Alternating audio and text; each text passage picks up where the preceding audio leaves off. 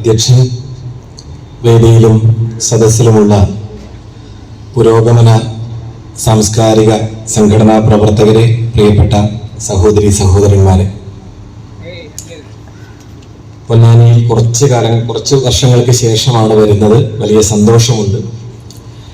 വലിയ തിരക്കും നമുക്കെല്ലാവർക്കും വലിയ തിരക്കേറിയ ദിവസങ്ങളിലൂടെ കടന്നു പോകുന്നതിനിടയ്ക്ക് ഇത്തരത്തിലൊരു സാംസ്കാരിക സംഗമത്തിൽ പങ്കെടുക്കാൻ കഴിയുന്നു എന്നത് കൂടുതൽ സന്തോഷകരമാണ്. കാരണം എത്രയോ ദിവസമായി നാട്ടിലെ വളരെ പ്രാദേശിക തലത്തിൽ പ്രവർത്തിച്ചുകൊണ്ടിരിക്കുന്ന ഒരു സാധാരണ സംഘടനാ പ്രവർത്തകൻ എന്നുള്ള നിലയ്ക്ക് എല്ലാവർക്കും അറിയാലോ, ഞങ്ങളുടെ നാട്ടിൽ പറയും കോഴിയുടെ കാലിൽ മുടിനാര് കുടുങ്ങിയ പോലെ എന്ന് പറയും. അങ്ങനെയാണ് ഈ പ്രാദേശിക സംഘടനാ പ്രവർത്തനം എന്ന് പറയുന്നത്. നമുക്ക് പുറത്തുപോയി പിന്നെ പ്രവർത്തിക്കാനൊന്നും പറ്റില്ല. അപ്പൊ അതിന്റെ തിരക്കുകളാണ് തെരഞ്ഞെടുപ്പ് എന്ന് പറയുമ്പോൾ. അതിനിടയ്ക്ക് നിൽക്കുന്നതിനിടയ്ക്ക് ഒരു ദിവസം ഇങ്ങനെ വന്ന് സംസാരിക്കാൻ കഴിഞ്ഞതിൽ എനിക്ക് സന്തോഷമുണ്ട്. ഈ പേരെന്നെ വളരെ ആകർഷിക്കുകയും സന്തോഷിപ്പിക്കുകയും ചെയ്യുന്നു. ഇന്ത്യയെ വീണ്ടെടുക്കുക എന്ന് പറയുന്ന ഒരു പ്രമേയത്തെ മുൻനിർത്തിക്കൊണ്ട് സംസാരിക്കുന്ന ഒരു വേദിക്ക് ഇടാൻ പറ്റുന്ന ഏറ്റവും മനോഹരമായ ഒരു പേരാണ് ഹാർമോണിയം എന്ന പേര്. ഹാർമോണിയം എന്ന പേരിന്റെ ഒരു എറ്റിമോളജി ആലോചിക്കുകയായിരുന്നു ഞാൻ. അതായത് വാക്ക് വന്ന വഴി. ഹാർമോണിക്ക എന്ന് പറയുന്ന ഒരു പദം ലാറ്റിനിലുണ്ട്. ഹാർമണിക്ക എന്നാണ് ലാറ്റിൻ വാക്ക്. ഹാർമണിക്ക എന്നുള്ള വാക്ക് അവിടെ ഉപയോഗിച്ചുകൊണ്ടിരുന്നത് ഈ ഗ്രീക്കിൽ മുൻപ് മുതലേ ഉണ്ടായിരുന്ന സംഗീതോപകരണങ്ങൾക്ക് പല ടോണിലുള്ള ശബ്ദങ്ങളായിരുന്നു. അതിന് പ്രധാനപ്പെട്ട കാരണം ഗ്രീക്കിൽ ഉണ്ടായിരുന്ന സംഗീതോപകരണങ്ങൾ പല രീതിയിലുള്ളതാണ്. നമുക്കറിയാലോ, ഈ സംഗീതോപകരണങ്ങൾക്ക് പല സ്വഭാവമുണ്ട്. ചിലത് വായു കൊണ്ട് വർക്ക് ചെയ്യുന്നതാണ്, പുല്ലാങ്കുഴൽ പോലെയുള്ളത്. ചിലത് തന്ത്രിവാദ്യങ്ങളാണ്, കമ്പി വലിച്ചു കിട്ടുന്നതാണ്, വയലിൻ, വീണ പോലെയാണ്. അങ്ങനെ പലതരത്തിലാണ്. അപ്പോൾ ഈ പല വാദ്യോപകരണങ്ങളുടെ ടോണുകൾ തമ്മിൽ വലിയ വ്യത്യാസമുണ്ട്. അപ്പൊ ഗ്രീക്കിൽ മുൻപ് മുതലേ നടന്നൊരു വലിയ അന്വേഷണമാണ് പല ടോണിലുള്ള വാദ്യോപകരണങ്ങളെ ഏതാണ്ട് ഒരേ ടോണിലേക്ക് കൊണ്ടുവരാനുള്ള എന്തെങ്കിലും സാധ്യതയുണ്ടോ. ഈ സാധ്യതകൾ അന്വേഷിക്കാനായി പ്രാചീന ഗ്രീസിൽ ഉണ്ടാക്കിയ ഒരു കമ്മിറ്റി, നമ്മുടെ ആധുനിക ഭാഷയിൽ പറഞ്ഞാൽ ഒരു കമ്മിറ്റി ഉണ്ട്. ആ കമ്മിറ്റിയുടെ പേരായിരുന്നു ഹാർമണിയ എന്ന് പറയുന്ന കമ്മിറ്റി. ഹാർമണിയയുടെ പ്രവർത്തനങ്ങൾ എന്ന് പറയുന്ന കാര്യം വളരെ കാലങ്ങൾക്ക് മുമ്പ് അരിസ്റ്റോട്ടിൽ, പ്ലേറ്റോ കാലത്തുള്ള കാര്യമാണ് കേട്ടോ. അതിനെ പറ്റിയിട്ടുള്ള ലിഖിതങ്ങളൊക്കെ ഉണ്ട്. ഈ ഹാർമണിയ എന്ന് പറയുന്ന സംഘത്തിൽ നിന്നാണ് ഈ വാക്ക് ഉണ്ടായി വരുന്നത്. പിന്നീട് ലാറ്റിനിലേക്ക് വരുന്നത്, പിന്നീട് ഇംഗ്ലീഷിലേക്ക് വരുന്നത്. ഇംഗ്ലീഷിലേക്ക് ഹാർമണി എന്ന വാക്ക് വരുമ്പോൾ അതിന് സംഗീതശാസ്ത്രപരമായ അർത്ഥം മാത്രമല്ല ഉണ്ടാവുന്നത്, ഐക്യം എന്നൊരർത്ഥം അതിന് കിട്ടുന്നു. നമുക്കറിയാം, ഹാർമണി എന്ന വാക്ക് ഐക്യം, യൂണിറ്റി എന്നുള്ളതിന്റെ ഏറ്റവും മനോഹരമായ ഒരു പദമായി മാറുകയാണ്. അവിടെ നിന്നാണ് ഡാനിയൽ ബൈഡൻ എന്ന് പറയുന്ന പ്രസിദ്ധനായ സംഗീതജ്ഞൻ ഹാർമോണിയം എന്ന് പറയുന്ന ഒരു ഉപകരണം ഉണ്ടാക്കി കൊണ്ടുവരുന്നത്. അതാണ് ഹാർമോണിയത്തിന്റെ ചരിത്രം. അപ്പോൾ ഹാർമോണിയം എന്ന് പറയുന്ന ഉപകരണം ചെയ്തത് പല ടോണിലുള്ള ശബ്ദങ്ങളെയെല്ലാം അതാത് ടോണുകളിൽ നിലനിർത്തുന്ന ചെല്ലോകൾ, അതായത് അതിന്റെ കീകൾ ഉൾപ്പെടുത്തുകയും എന്നാൽ ഈ ടോണുകളെ എല്ലാം സമീകരിക്കാവുന്ന, ഒന്നിച്ചു ചേർക്കാവുന്ന, ഐക്യപ്പെടുത്താവുന്ന ഒരു പൊതുശ്രുതിയിൽ ഇത് വായിക്കാവുന്ന ഒരു വായന, കാറ്റുകൊണ്ട് വായിക്കാവുന്ന ഒരു സാധനം അതിനോട് ഘടിപ്പിക്കുകയും ചെയ്യാണ്. ഇത് ഹാർമോണിയം എന്ന് പറയുന്നത് സംഗീതത്തിൽ ഒരു വലിയ കണ്ടുപിടുത്തമാണ് സത്യത്തിൽ. കാരണം പല ടോണിലുള്ള കീകൾ അമർത്തുമ്പോൾ പല ടോണിലുള്ള ശബ്ദങ്ങൾ കേൾക്കുന്നു. ഈ കീകളെല്ലാം നിൽക്കുമ്പോൾ ശബ്ദം കേൾക്കണമെങ്കിൽ ഒരേപോലെ ഒരേ ലയത്തിൽ തുടർച്ചയായി അങ്ങോട്ടും ഇങ്ങോട്ടും വലിക്കാവുന്ന വായു കൊണ്ട് പ്രവർത്തിക്കുന്ന ഒരു വിൻഡ് ഓപ്പറേറ്റിംഗ് സിസ്റ്റം ഉണ്ടാവുകയും വേണം. ഇത് ചേർത്ത് വെക്കുമ്പോഴാണ് ഹാർമോണിയം ഉണ്ടാവുന്നത്. ഹാർമോണിയത്തിന്റെ ചരിത്രം സംസാരിച്ചത് ഹാർമോണിയത്തെ പറ്റി പറയാനല്ല, മറിച്ച് യൂണിറ്റിയുടെ ചരിത്രം പറയാനാണ്. യഥാർത്ഥത്തിൽ ഇന്ത്യ ഒരു വലിയ ഹാർമോണിയമാണ്. ആധുനിക ഇന്ത്യ യഥാർത്ഥത്തിൽ ഒരു ഹാർമോണിയത്തെ പോലെ പല ടോണിലുള്ള അനേകം വൈജാത്യങ്ങളുടെ, അനേകം വ്യത്യസ്തതകളുടെ ഐക്യപ്പെടലിന്റെ, പല താരനാദത്തിലും മന്ത്രനാദത്തിലുമുള്ള ശബ്ദങ്ങൾ ഒരുമിച്ച് ചേർന്ന് നിർമ്മിക്കപ്പെടുന്ന ഒരു ഏക്താരയുടെ, ഒരു ഏക സ്വരത്തിന്റെ ശബ്ദമായിട്ടാണ് നമ്മൾ ആധുനിക ഇന്ത്യയെ പറയുക. അതുകൊണ്ട് ആധുനിക ഇന്ത്യയെ സംബന്ധിച്ച നമ്മളെല്ലാവരും ആവർത്തിച്ച് പഠിക്കുന്ന ഒരു വാചകം നാനാത്വത്തിൽ ഏകത്വം എന്നായിരുന്നു കുട്ടിക്കാലം മുതൽ. നാനാത്വത്തിൽ ഏകത്വം എന്ന നാനാത്വം ഏകത്വം എന്നൊക്കെ പറയുന്ന സംസ്കൃതം കലർന്ന വാക്കുകൾ ഒക്കെ മാറ്റിവെച്ചാലും നമുക്ക് എല്ലാവർക്കും നമ്മുടെ സ്വാഭാവിക ജീവിതത്തിൽ നിന്ന്, നമ്മുടെ തെരുവിലും നമ്മുടെ വീട്ടകങ്ങളിലും ഒക്കെ നമ്മൾ ജീവിക്കുന്ന ജീവിതത്തിനകത്ത് നിന്ന് നമുക്കറിയാവുന്നതാണ്, നമ്മളെല്ലാവരും പലതാണ്, പലതായിരിക്കുമ്പോൾ തന്നെ നാം ഒന്നാണ്. പലതായിരിക്കുമ്പോൾ ഒന്നായിരിക്കുക എന്ന് പറയുന്നത് വളരെ അത്ഭുതകരമായ ഒരു സംഭവമാണ്. പണ്ട് കുറച്ച് നൂറ്റാണ്ടുകൾക്ക് മുമ്പ് ലോകത്ത് ചിന്തിക്കാൻ സാധ്യമല്ലാത്ത ഒന്നായിരുന്നു പലതാകുമ്പോൾ ഒന്നാവുക എന്ന കാര്യം. നമുക്കെല്ലാവർക്കും അറിയാം, നമ്മുടെ മനുഷ്യരാശിയുടെ ചരിത്രം പഠിച്ച എല്ലാ പ്രധാന നരവംശ ശാസ്ത്രജ്ഞരും പറയാറുള്ള ഒരു കാര്യം, നിരന്തരം പലതാവാനുള്ള പ്രവണതകൾ ഗോത്രങ്ങൾ കാണിച്ചുകൊണ്ടിരിക്കുകയും ഈ പലതായി തീരുന്ന ഗോത്രങ്ങൾ തമ്മിലുള്ള ഗോത്ര സംഘടനകളുടെയും ചരിത്രമാണ് യഥാർത്ഥത്തിൽ മനുഷ്യരാശിയുടെ പ്രാചീന ചരിത്രം. അവിടെ നിന്ന് മാറി നാം മോഡേണിറ്റി എന്ന് പറയുന്ന, പൊളിറ്റിക്കൽ മോഡേണിറ്റി എന്ന് നമ്മൾ കുറച്ചുകൂടി വലുതാക്കി പറഞ്ഞാൽ പറയുന്ന ആധുനികതയുടെ പ്രവേശത്തോടുകൂടി സംഭവിക്കുന്നത് പലതായിരിക്കുമ്പോൾ തന്നെ, പലതായി നിലനിന്നുകൊണ്ട് തന്നെ നമുക്ക് ഒന്നാവാനുള്ള സാധ്യതകൾ മനുഷ്യൻ കണ്ടെത്തുകയാണ്. പലതുകളെ എല്ലാം ഇല്ലാതാക്കിക്കൊണ്ട് ഒരൊറ്റ ശബ്ദമായി മാറുകയല്ല, പലതുകളായി തന്നെ നിലനിൽക്കുകയും എന്നാൽ പലതായിരിക്കുമ്പോൾ തന്നെ നമുക്ക് ഒന്നായിരിക്കുക എന്നൊരു സാധ്യതയുണ്ട് എന്ന കണ്ടെത്തലിന്റെ പേരാണ് യഥാർത്ഥത്തിൽ ആധുനികത എന്ന രാഷ്ട്രീയ പ്രമേയം. ഇത് യഥാർത്ഥത്തിൽ ഹാർമോണിയം പോലെയാണ്. പല കട്ടകളിൽ നിങ്ങൾ അമർത്തുമ്പോൾ പല ശബ്ദങ്ങൾ കേൾക്കും, എന്നാൽ ഇവയെല്ലാം ചേർത്ത് ഒരു ഏകസ്വരം രൂപപ്പെടുകയും ചെയ്യും. ഈ കണ്ടെത്തലിന്റെ ലോക ജനാധിപത്യ ചരിത്രത്തിലെ ഏറ്റവും വലിയ അത്ഭുതങ്ങളിൽ ഒന്നാണ് യഥാർത്ഥത്തിൽ സ്വതന്ത്ര ഇന്ത്യയും സ്വതന്ത്ര ഇന്ത്യയുടെ ചരിത്രവും. നമുക്ക് സ്വതന്ത്ര ഇന്ത്യയുടെ ചരിത്രം നോക്കിക്കഴിഞ്ഞാൽ നമുക്ക് എല്ലാവർക്കും അറിയാം, ഇന്ത്യക്ക് സ്വാതന്ത്ര്യം കിട്ടുന്ന സമയത്ത് ലോകത്ത് നല്ല തലയ്ക്ക് വെളിവുള്ള ആളുകൾ തന്നെ പലരും പറഞ്ഞിരുന്നത് ഈ രാജ്യം അധിക കാലമൊന്നും സ്വതന്ത്ര രാജ്യമായിട്ട് മുന്നോട്ട് പോകാൻ പോകുന്നില്ല എന്നാണ്. അങ്ങനെ ഏറ്റവും തുറന്നു പറഞ്ഞ ഒരാളുടെ പേര് വിൽസൺ ചർച്ചിൽ എന്നാണ്. ബ്രിട്ടീഷ് പ്രധാനമന്ത്രിയായിരുന്ന വലിയ സാഹിത്യകാരനായിരുന്ന ചർച്ചിൽ ഇന്ത്യക്ക് സ്വാതന്ത്ര്യം കൊടുക്കുന്നതിനെ പറ്റി ചർച്ച നടക്കുമ്പോൾ തന്നെ പറയുന്നത്, കൊടുക്കേണ്ട കാര്യമില്ലാത്തത് നമ്മൾ ഏകാധിപതികളായതുകൊണ്ടോ അല്ലെങ്കിൽ ഇതുവരെ നമ്മൾ ഭരിച്ചതുകൊണ്ടോ അല്ല, സ്വാതന്ത്ര്യം നിലനിർത്താൻ ആവശ്യമായ ഒന്നും ഇന്ത്യയിലില്ല. ഇതായിരുന്നു അദ്ദേഹത്തിന്റെ വാദം. സ്വാതന്ത്ര്യത്തെ നിലനിർത്താനോ സ്വാതന്ത്ര്യം എന്നൊരു വലിയ മൂല്യത്തെ മുറുകെ പിടിക്കാനോ അതുകൊണ്ട് മുന്നോട്ട് പോകാനോ പറ്റിയ ഒരു ഇന്ധനവും ഇന്ത്യക്കകത്തില്ല. അതുകൊണ്ട് ഇന്ത്യക്കാർ സ്വാതന്ത്ര്യത്തെ, നമ്മുടെ ഭാഷ പറഞ്ഞ കുരങ്ങന്റെ കയ്യിൽ ഒരു പൂമാല കിട്ടിയതുപോലെ അവരത് ചീന്തിക്കളയും, സ്വാതന്ത്ര്യം ചീന്തിക്കളയും. 15 വർഷം പോലും ഇന്ത്യ, സ്വതന്ത്ര ഇന്ത്യയുടെ ചരിത്രം തുടരുകയില്ല. 15 വർഷത്തിനകം സ്വതന്ത്ര ഇന്ത്യ വലിയ തോതിൽ ഛിന്ന ഭിന്നമാകും എന്നടക്കം വിൽസൺ ചർച്ചിൽ പറഞ്ഞു. പക്ഷേ നമുക്കറിയാം, നമ്മൾ 15, 20, 30, 40 ഒക്കെ കടന്ന് ഇപ്പോൾ ഇത്രയും വർഷങ്ങൾ പിന്നിട്ട് കഴിഞ്ഞിരിക്കുകയാണ്. ഇന്നും നമ്മൾ ഒരു സ്വതന്ത്ര രാജ്യം എന്ന നിലയ്ക്ക് അഭിമാനപൂർവ്വം നിൽക്കുകയാണ്. ആ സ്വാതന്ത്ര്യം എന്ന അഭിമാനത്തിന്റെ അടിസ്ഥാനം തന്നെ യഥാർത്ഥത്തിൽ ഈ ഹാർമണിയാണ്. പലതായിരിക്കുമ്പോഴും ഒന്നിച്ചു നിൽക്കാനുള്ള ഈ വലിയ കഴിവാണ്. യഥാർത്ഥത്തിൽ ഈ തെരഞ്ഞെടുപ്പിന്റെ ഏറ്റവും വലിയ ചോദ്യം ഈ ഹാർമണിയിൽ നമ്മുടെ രാജ്യം ഇനി നിലനിൽക്കണോ വേണ്ടയോ എന്നതാണ്.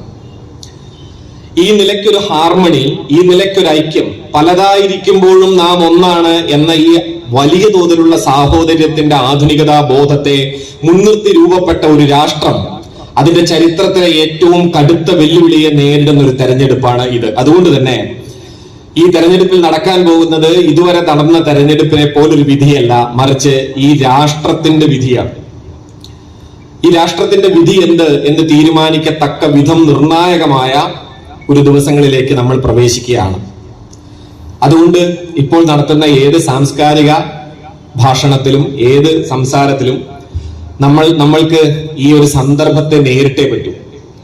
സമൂർത്ത സന്ദർഭങ്ങളെ നേരിടാതെ സംസാരിക്കുന്നത് പുരോഗമന സാംസ്കാരിക പ്രവർത്തനത്തിന്റെ പണിയല്ല. അപ്പോൾ നമ്മൾ ആലോചിക്കേണ്ട ഒരു കാര്യം എന്താണെന്ന് വെച്ചാൽ, നമ്മുടെ രാഷ്ട്രത്തിന്റെ, ഞാൻ പറഞ്ഞ രൂപീകരണ കാലം മുതലുള്ള ചരിത്രം നോക്കിയാൽ ഈ ഹാർമണിയെ നിലനിർത്തിയ പ്രധാന ഘടകം എന്തായിരുന്നു?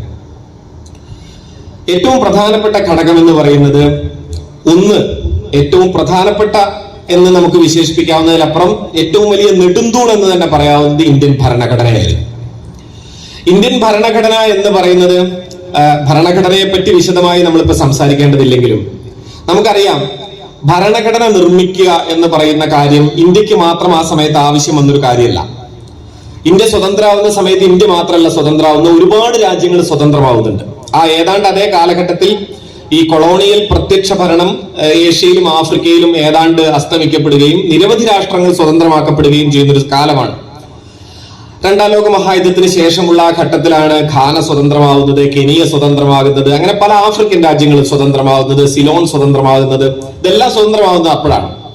പക്ഷെ കെനിയയിലോ ഘാനയിലോ സിലോണിലോ ഒക്കെ ഒരു ഭരണഘടന എന്ന ആവശ്യം വന്ന സമയത്ത് അവര് ചെയ്ത പണി എന്താണെന്ന് നമ്മൾ ഓർക്കണം. അവര് ചെയ്ത പണി ഇന്ന് ആലോചിച്ച രസകരമാണ്. അവര് ചെയ്തത് ബ്രിട്ടീഷുകാരോട് തന്നെ ഒരു ഭരണഘടന ഞങ്ങൾക്ക് ഉണ്ടാക്കി തന്നിട്ട് ഇവിടുന്ന് പോണം എന്ന് പറയാം. പക്ഷെ അതേസമയം ഇന്ത്യ ചെയ്തത് അതല്ല.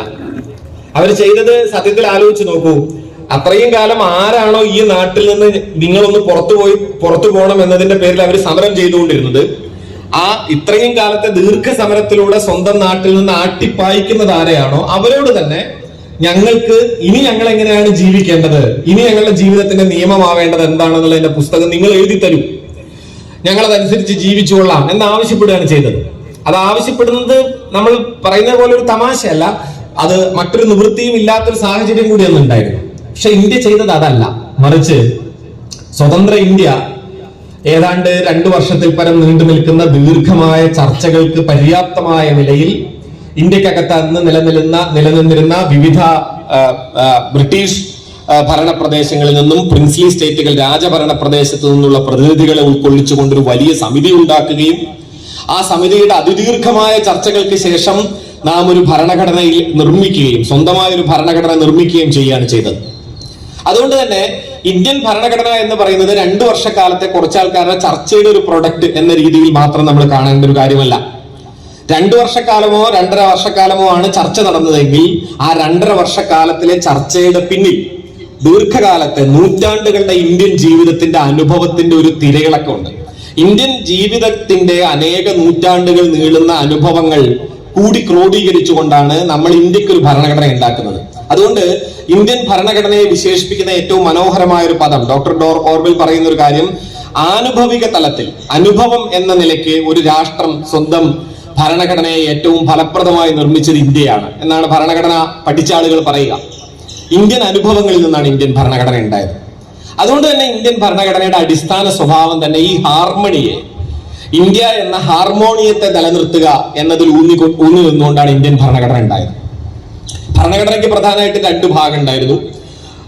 ഒരു ഭാഗം അതിന്റെ ആസ്പിറേഷണൽ ആസ്പെക്ട് എന്ന് പറയും, ദാർശനിക തലം, നമ്മുടെ രാജ്യം എന്താവണം, നമ്മുടെ രാജ്യം എന്താണ്, അതോടൊപ്പം നമ്മുടെ രാജ്യത്തിലെ മനുഷ്യരുടെ അവകാശങ്ങൾ എന്താണ്, കടമകൾ എന്താണ്, അതോടൊപ്പം നമ്മുടെ രാഷ്ട്രത്തിന്റെ അടിസ്ഥാന മൂല്യസങ്കല്പങ്ങൾ എന്തൊക്കെയാണ്, ഇത്തരം കാര്യങ്ങൾ.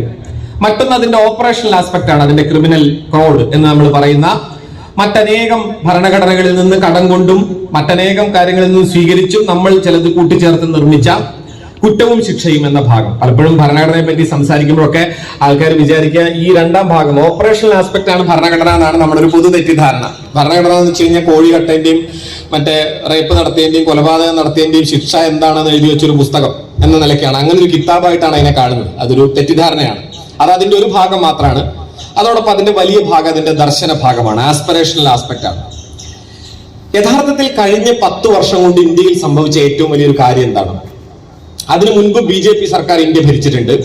വാജ്പേയി സർക്കാർ ഇന്ത്യ ഭരിച്ചു കഴിഞ്ഞപ്പോൾ വാജ്പേയി സർക്കാർ അവസാനിക്കുന്ന സമയത്ത് LK അദ്വാനിയുമായി നടക്കുന്ന ഒരു അഭിമുഖമുണ്ട്. അതിൽ LK അദ്വാനി പറയുന്ന ഒരു പ്രധാനപ്പെട്ട കാര്യം, എന്തുകൊണ്ടാണ് വാജ്പേയി സർക്കാർ തൂത്തെറിയപ്പെടുകയും തുടർന്ന് BJPക്ക് അധികാരം നഷ്ടപ്പെടുകയും ചെയ്തത് എന്നത് അദ്ദേഹം വിശകലനം ചെയ്യുന്നത്. LK അദ്വാനി എന്ന അക്കാലത്തെ BJPയുടെ ആഭ്യന്തരമന്ത്രിയായിരുന്ന ആൾ വിശകലനം ചെയ്യുന്നത്, എന്താണോ BJP മുന്നോട്ട് വെക്കുന്ന സാംസ്കാരിക രാഷ്ട്രീയം അത് വേണ്ട പോലെ BJP ഭരണകാലത്ത് പ്രായോഗികമാക്കാൻ കഴിഞ്ഞില്ല എന്ന ഒരു വിമർശനം ഞങ്ങൾക്കിടയിൽ തന്നെ ഉണ്ട്. അത് ഞങ്ങൾ ഗൗരവമായി പരിശോധിക്കേണ്ടതാണ് എന്ന് 5 വർഷം കഴിഞ്ഞ് അധികാരം നഷ്ടപ്പെടുന്ന സമയത്ത് LK അദ്വാനി പറഞ്ഞത് നമ്മൾ ഓർമ്മിക്കണം. സാംസ്കാരിക പ്രവർത്തകർ ഇപ്പോഴും ഓർക്കേണ്ട ഒരു കാര്യമാണത്. 5 വർഷം കൊണ്ട് അവർക്ക് എന്താണോ തെറ്റുപറ്റിയത് അത് ഇക്കഴിഞ്ഞ 2014 ശേഷമുള്ള 10 വർഷം കൊണ്ട് ഏറ്റവും വിദഗ്ധമായ ഒരു RSS എഞ്ചിനീയറിംഗ് ബുദ്ധിയോടുകൂടി കൃത്യമായ ധാരണയോടെ പടിപടിയായി നടപ്പാക്കുകയും ചെയ്തതിന്റെ ഒരു ചരിത്ര ചിത്രമാണ് യഥാർത്ഥത്തിൽ 2014 നിന്ന് 2024 എത്തി നിൽക്കുമ്പോൾ നമ്മുടെ മുന്നിലുള്ളത്. നമ്മൾക്ക് മുന്നിൽ നമ്മുടെ ഇന്ത്യൻ ജനതയ്ക്ക് മുകളിൽ അടിച്ചേൽപ്പിക്കപ്പെട്ട സാമ്പത്തിക നയങ്ങളുണ്ട്, ക്രോണി ക്യാപിറ്റലിസം, ചങ്ങാത്ത മുതലാളിത്തം നമുക്ക് ഏൽപ്പിച്ച വലിയ ആഘാതങ്ങളുണ്ട്, അതിന്റെ കണക്കുകളുണ്ട്. അവയൊക്കെ എല്ലാ ദിവസവും എന്നോണം ഇപ്പൊ നമ്മളൊക്കെ സംസാരിച്ചുകൊണ്ടിരിക്കുന്നതാണ്. ഞാൻ അതിന്റെ വിശദാംശങ്ങളിലേക്ക് ഈ ഒരു സാംസ്കാരിക സംഗമത്തിൽ കടക്കുന്നില്ല. എന്നാൽ ഇവയെ എല്ലാം തന്നെ നമ്മുടെ പൊതുബോധമായി, നമ്മുടെ കോമൺ സെൻസായി, ഗ്രാംഷി പറയുന്ന ഭാഷയിലുള്ള നമ്മുടെ സാധാരണ മനുഷ്യരുടെ പൊതുബോധമാക്കി മാറ്റുന്നതിൽ ഏറ്റവും വലിയ രാഷ്ട്രീയ ആയുധമായി തന്നെ RSSും BJPയും കഴിഞ്ഞ 10 വർഷം ഉപയോഗിച്ചത് സാംസ്കാരികതയെ നിരന്തരമായ ഒരു രാഷ്ട്രീയ ആയുധമായി ഉപയോഗിക്കുക എന്ന തന്ത്രമാണ്. ഈ തന്ത്രത്തിന്റെ ഇങ്ങേ അറ്റമാണ് നമ്മൾ ഇന്നലെ കേരള സ്റ്റോറി എന്ന് പറയുന്ന സിനിമ ദൂരദർശനിൽ സംപ്രേഷണം ചെയ്യുമ്പോൾ കാണുന്നത്. അതിനെക്കുറിച്ച് ഇവിടെ സൂചിപ്പിച്ചു ആദ്യം തന്നെ, അതുകൊണ്ടാണ് ഞാനത് പറയുന്നത്. നിങ്ങൾ ആലോചിച്ച് നോക്കൂ, ഇപ്പൊ ഒരു സിനിമ ഏതെങ്കിലും ഒരു ചാനലിൽ കാണിക്കുന്നത് വലിയ കാര്യമൊന്നുമല്ല. ഏത് ചാനലിൽ വേണമെങ്കിൽ ആർക്കും എന്ത് സിനിമയും കാണിക്കാം. പക്ഷേ ദൂരദർശൻ എന്ന് പറയുന്നത് അങ്ങനെ ഏതെങ്കിലും ഒരു ചാനലല്ല. ദൂരദർശൻ എന്ന് പറയുന്നത് സർക്കാർ ഓൺ ചെയ്യുന്ന, ഗവൺമെന്റ് ഓൺ ചെയ്യുന്ന ഒരു ചാനലാണ്. ഗവൺമെന്റിന്റെ നേരിട്ടുള്ള ചാനലാണ്, ഗവൺമെന്റിന്റെ ജിഹ്വയാണ്, അതിന്റെ നാവാണ്. ആ ചാനലിൽ കൂടെ തെരഞ്ഞെടുപ്പിന്റെ സമയത്ത് കോഡ് ഓഫ് കോണ്ടാക്ട് നിലനിൽക്കുന്ന സമയത്ത് കേരളത്തിലെ മുഴുവൻ മനുഷ്യർക്കും പച്ചക്കള്ളമെന്ന് ഒറ്റ നോട്ടത്തിൽ മനസ്സിലാവുന്ന നിലയ്ക്കുള്ള നട്ടാൽ കുരുക്കാത്ത നുണകൾ കൊണ്ട് നിർമ്മിക്കപ്പെട്ട ഒരു ചിത്രം, വേണ്ടത്ര പരാതികൾ ചെന്നിട്ടും ആ പരാതികളെ ഒന്നും മാനിക്കാതെ ദൂരദർശൻ സംപ്രേഷണം ചെയ്യുന്ന ദൃശ്യമാണ് നമ്മൾ ഇന്നലെ കാണുന്നത്. ഇത് സത്യത്തിൽ അത്ര പുതിയ കാഴ്ചയൊന്നുമില്ല. അപ്പൊ ദൂരദർശൻ എന്ന് പറയുന്ന ചാനൽ ഇപ്പൊ നമ്മളാരും അങ്ങനെ അധികം കാണാറില്ല. ഇപ്പൊ OTT മറ്റ് ചാനലുകൾ ഇഷ്ടം പോലെ ഉള്ളപ്പോ ദൂരദർശൻ വെച്ച് കാണാമെന്നൊന്നും ആളുകൾ തീരുമാനിക്കാറില്ല. അപ്പൊ നമുക്ക് തോന്നും കേരളത്തിൽ ഇപ്പൊ എന്താ ഈ ദൂരദർശനിൽ ഈ സിനിമ കാണിച്ചുകൊണ്ട് വലിയ കാര്യമുണ്ടോ, ദൂരദർശൻ ആരാ കാണണേ എന്നൊക്കെ തോന്നും. പക്ഷേ ഈ കേരളമല്ല അതിന്റെ പ്രധാനപ്പെട്ട ഉന്നം. അതിന്റെ ഉന്നം എന്ന് പറയുന്നത് പ്രധാനമായും നോർത്ത് ഇന്ത്യയാണ്, മൊത്തത്തിൽ ഇന്ത്യയാണ്. കാരണം ഇന്ത്യയിലെ ഭൂരിഭാഗം പ്രദേശത്തും ഇന്നും OTTയും മറ്റ് ചാനലുകളുടെ ബാഹുല്യം ഒന്നും എത്തിയിട്ടില്ല. ഇതാണ് നിലവിലുമുള്ള ഇന്ത്യ. ഇന്ത്യ എന്ന് പറയുന്നത് ഇന്നും ഈ നഗര കേന്ദ്രീകൃതമായ സ്ഥലങ്ങൾ മൊത്തം കൂട്ടിക്കഴിഞ്ഞാൽ 16.4% നിൽക്കുന്ന ഒരു രാഷ്ട്രമാണ്. അതിലപ്പുറമുള്ള ഇരുണ്ട ഇന്ത്യ എന്ന് പറയുന്ന ഒരു വലിയ ലോകം നമ്മുടെ ചുറ്റുമുണ്ട്. അവിടെ ഭൂരിഭാഗം സ്ഥലത്തും ഈ പറയുന്ന ദൂരദർശൻ പോലുമില്ല. ബാക്കി പിന്നെ ഉള്ള സ്ഥലത്തൊക്കെ ദൂരദർശനാണ്. അവിടെ കാണിക്കുന്നത് കേരള സ്റ്റോറിയായി കാണിക്കുന്നത് എന്താണ്? ഞാൻ അതിന്റെ വിശദാംശങ്ങൾ നിങ്ങൾക്ക് എല്ലാവർക്കും അറിയുമായിരിക്കും. നമുക്കറിയാം, അതിന്റെ ടീസർ പുറത്തു വന്നത് മുതലുള്ള പച്ചക്കള്ളങ്ങൾ ഓരോന്നായി മലയാളികൾ ആ സമയത്ത് തന്നെ പൂർണ്ണമായും തള്ളിക്കളഞ്ഞാണ്. 33,000-ത്തിലധികം പെൺകുട്ടികളെ ഇവിടെ നിന്ന് പിടിച്ചുകൊണ്ടുപോയി. സിനിമയ്ക്കകത്തൊരു സീനിൽ 50,000-ത്തോളം പെൺകുട്ടികളെ ഇവിടെ നിന്ന് ജിഹാദികൾ പിടിച്ചുകൊണ്ടുപോയി, ജിഹാദിലേക്ക് കൊണ്ടുപോയിരിക്കുന്നു എന്നൊക്കെ പറയുന്ന പോലുള്ള പച്ചക്കള്ളങ്ങളാണ്. പക്ഷേ നമ്മൾ മനസ്സിലാക്കേണ്ട ഒരു കാര്യം എന്താണെന്ന് വെച്ചാൽ കേരളത്തെ പറ്റി ഇവിടെയുള്ള പിക്ചറല്ല, ഇവിടെയുള്ള ചിത്രമല്ല നോർത്ത് ഇന്ത്യയിൽ ഉള്ളത്. നമ്മൾ ജീവിക്കുന്ന കേരളമല്ല അവർ കേൾക്കുന്ന കേരളം. ഇപ്പൊ കുറച്ചു വർഷങ്ങൾക്ക് മുമ്പ് UPയിൽ തെരഞ്ഞെടുപ്പ് നടന്ന സമയത്ത്, UPയിൽ അവിടുത്തെ നിയമസഭാ തെരഞ്ഞെടുപ്പ് നടക്കുമ്പോൾ അവിടുത്തെ മുഖ്യമന്ത്രി ആയിട്ടും തന്നെ മത്സരിക്കുന്ന യോഗി ആദിത്യനാഥിന്റെ ഒരു പ്രസംഗം നമ്മളുടെ ഇടയ്ക്കൊക്കെ ഇവിടെയൊക്കെ എല്ലാവരും വലിയ ട്രോളായിട്ടും തമാശയായിട്ടും ഇട്ടിരുന്നു. ഓർമ്മയുണ്ടാവും, നിങ്ങൾ ഈ UP ഉത്തർപ്രദേശ് കേരളമാകാതിരിക്കാൻ വോട്ട് ചെയ്യൂ എന്നാണ് മൂപ്പർ പ്രസംഗിച്ചത്. നമുക്കത് കേൾക്കുമ്പോൾ ചിരി വരും. ഉത്തർപ്രദേശ് കേരളമാകാതിരിക്കാൻ വോട്ട് ചെയ്യുമെന്ന് വെച്ചാൽ എന്താണ് നിങ്ങൾ ഈ പറയുന്നത് നമ്മൾ ചോദിക്കും. ഏത് തരത്തിലുള്ള ദേശീയ സൂചികകൾ വെച്ച് പരിശോധിച്ചാലും കേരളത്തിന്റെ 7 അയലത്ത് പോയിട്ട് 16 അയലത്ത് എത്താൻ പറ്റിയ ഒരു സ്ഥലമായിട്ടല്ല ഇന്നും UP നിൽക്കുന്നത്, ഒരു കണക്ക് വെച്ച് പരിശോധിച്ചാലും. അങ്ങനെയുള്ള ഒരു സ്ഥലത്ത് നിന്നുകൊണ്ട് യോഗി ആദിത്യനാഥ് എന്തൊരു മണ്ടത്തരമാണ് പറയുന്നത് എന്ന് നമ്മൾ കളിയാക്കും. പക്ഷേ നമ്മൾ മനസ്സിലാക്കേണ്ടത് ഉത്തർപ്രദേശിൽ ആണ് UP അത് പ്രസംഗിക്കുന്നത്. ഉത്തർപ്രദേശിൽ യോഗി ആദിത്യനാഥ് പ്രസംഗിക്കുന്ന കേരളം എന്ന് പറയുന്നത് നമ്മൾ ജീവിക്കുന്ന കേരളമല്ല. അദ്ദേഹം പ്രതിനിധാനം ചെയ്യുന്ന രാഷ്ട്രീയം ഉൽപ്പാദിപ്പിച്ചിരിക്കുന്ന ഒരു ഭാവനയിലെ കേരളമാണ്. ആ കേരളം ആവാതിരിക്കാനായി വോട്ട് ചെയ്യൂ എന്ന് പറഞ്ഞാൽ വടക്കേ ഇന്ത്യയിലെ സാധാരണ ജനങ്ങൾക്കിടയ്ക്ക് അത് കൃത്യമായി തന്നെ ചെന്നുകൊള്ളും. അത് ഏത് കേരളമാണ്? ആ കേരളം എന്ന് പറയുന്നത്, ഞാൻ കുറച്ചുകാലം നോർത്ത് ഇന്ത്യയിൽ ജോലി ചെയ്തിരുന്ന ഒരാളാണ്. നോർത്ത് ഇന്ത്യയിൽ ജോലി ചെയ്യുമ്പോൾ പലരും എന്നോട് കേരളത്തെ പറ്റി ചോദിച്ചിരുന്ന ചോദ്യങ്ങൾ എന്നെ ഇപ്പോഴും ആലോചിച്ച് കഴിഞ്ഞാൽ ഞെട്ടിപ്പിക്കുന്നതാണ്. നിങ്ങളുടെ നാട്ടിൽ മലപ്പുറം എന്ന് പറയുന്ന ഒരു ജില്ലയുണ്ടല്ലോ. നിങ്ങളുടെ സംസ്ഥാനത്തിലെ മലപ്പുറം ജില്ലയിലേക്ക് കയറുന്നതിന് മുമ്പ് ആൾക്കാരുടെയൊക്കെ ഐഡന്റിറ്റി കാർഡ് മാപ്പിളമാര് അവിടെ നിന്ന് പരിശോധിക്കും, ഐഡന്റിറ്റി കാർഡ് ഇല്ലാത്തവരുടെ വസ്ത്രം അഴിച്ച് പരിശോധിക്കും എന്ന് പറയുന്നത് ശരിയാണോ? അങ്ങനെ മലപ്പുറത്തേക്ക് കയറുന്ന ഓരോ പാലത്തിന്റെ ചോട്ടിലും ഒക്കെ ചെക്ക് പോസ്റ്റുകൾ വെച്ചിട്ട് ആൾക്കാർ നിൽക്കുന്നുണ്ട് എന്നാണല്ലോ പറയുന്നത്. അപ്പൊ നിങ്ങളൊക്കെ എങ്ങനെയാണ് അതിനെ നേരിടുന്നത്? ഞാൻ ജനിച്ചു വളർന്നത് പെരിന്തൽമണ്ണ അടുത്താണ്. ഞാൻ മലപ്പുറം ജില്ലക്കാരനാണ്. ബേസിക്കലി മലപ്പുറം ജില്ലക്കാരനായ എനിക്കിത് കേൾക്കുമ്പോൾ ഉണ്ടാവുന്നത് തമാശയല്ലല്ലോ, നമുക്കൊരു വല്ലാത്ത വേദന ഉണ്ടാവും. നമുക്കുണ്ടാവുന്ന ഒരു വേദനയുണ്ട്, ഒരു അമർഷമുണ്ട്, ദേഷ്യമുണ്ട്. അതോടുകൂടി നമ്മൾ പ്രതികരിക്കും. ഇത്തരത്തിലുള്ള 100,000 കള്ളങ്ങളാണ് കേരളത്തെ പറ്റി പുറത്തുള്ളത്. ആ കേരളത്തെ കുറിച്ചാണ് യോഗി ആദിത്യനാഥ് പ്രസംഗിക്കുന്നത്. ഞാൻ പറഞ്ഞു വന്ന ഇതാണ്, ഇത്തരത്തിൽ സാംസ്കാരികത എന്ന് പറയുന്നത് ഒരു വലിയ രാഷ്ട്രീയ ആയുധമായി പരുവപ്പെടുത്തപ്പെട്ട 10 വർഷങ്ങളിലൂടെയാണ് യഥാർത്ഥത്തിൽ നമ്മൾ കടന്നു പോന്നിരിക്കുന്നത്. സാംസ്കാരിക ദേശീയത എന്നതാണ് RSSനെ സംബന്ധിച്ചിടത്തോളം അവരുടെ ദേശീയതാ സങ്കല്പം എന്ന് നമുക്കറിയാം. ഈ സാംസ്കാരിക ദേശീയത എന്ന് പറയുന്നത് ഇന്ത്യൻ ദേശീയതയെ പറ്റി പഠിക്കുന്ന ആളുകൾ എല്ലാവരും ഇറ്റ്സ് ലൈക്ക് എ ഫീലിംഗ് എന്ന് പറയുന്ന ഒരു സങ്കല്പമാണ്. പ്രഭാത് പട്നായിക് എഴുതുന്ന ഒരു വാചകം ഇറ്റ്സ് ലൈക്ക് എ ഫീലിംഗ് എന്നാണ്. ഒരു തോന്നൽ പോലെയാണ് ഈ സാംസ്കാരിക ദേശീയത എന്ന് പറയുന്ന സാധനം നിൽക്കുന്നത്. ദേശീയതയെ പറ്റി ഒരുപാട് സങ്കല്പങ്ങളുണ്ട്. യഥാർത്ഥത്തിൽ ഇന്ത്യ എന്ന ദേശം എങ്ങനെയാണ് ഉണ്ടായത് എന്നതിനെ കുറിച്ച് ഒരു പ്രഭാഷണം നടത്താൻ നിന്നാൽ അത് തന്നെ വലിയൊരു പ്രഭാഷണ വിഷയമാണ്. ഞാൻ അതിന്റെ മുഴുവൻ വിശദാംശങ്ങളിലേക്ക് കടക്കുന്നില്ല. നമ്മൾ സാധാരണ പറയും നമ്മുടെ രാഷ്ട്രം ഉണ്ടായത് എങ്ങനെയാണ് എന്ന്. സ്കൂളിൽ പഠിച്ചു പോന്നിട്ടുള്ള മര്യാദയ്ക്ക് ചരിത്ര പുസ്തകം വായിച്ചിട്ടുള്ള എല്ലാവർക്കും അറിയാം.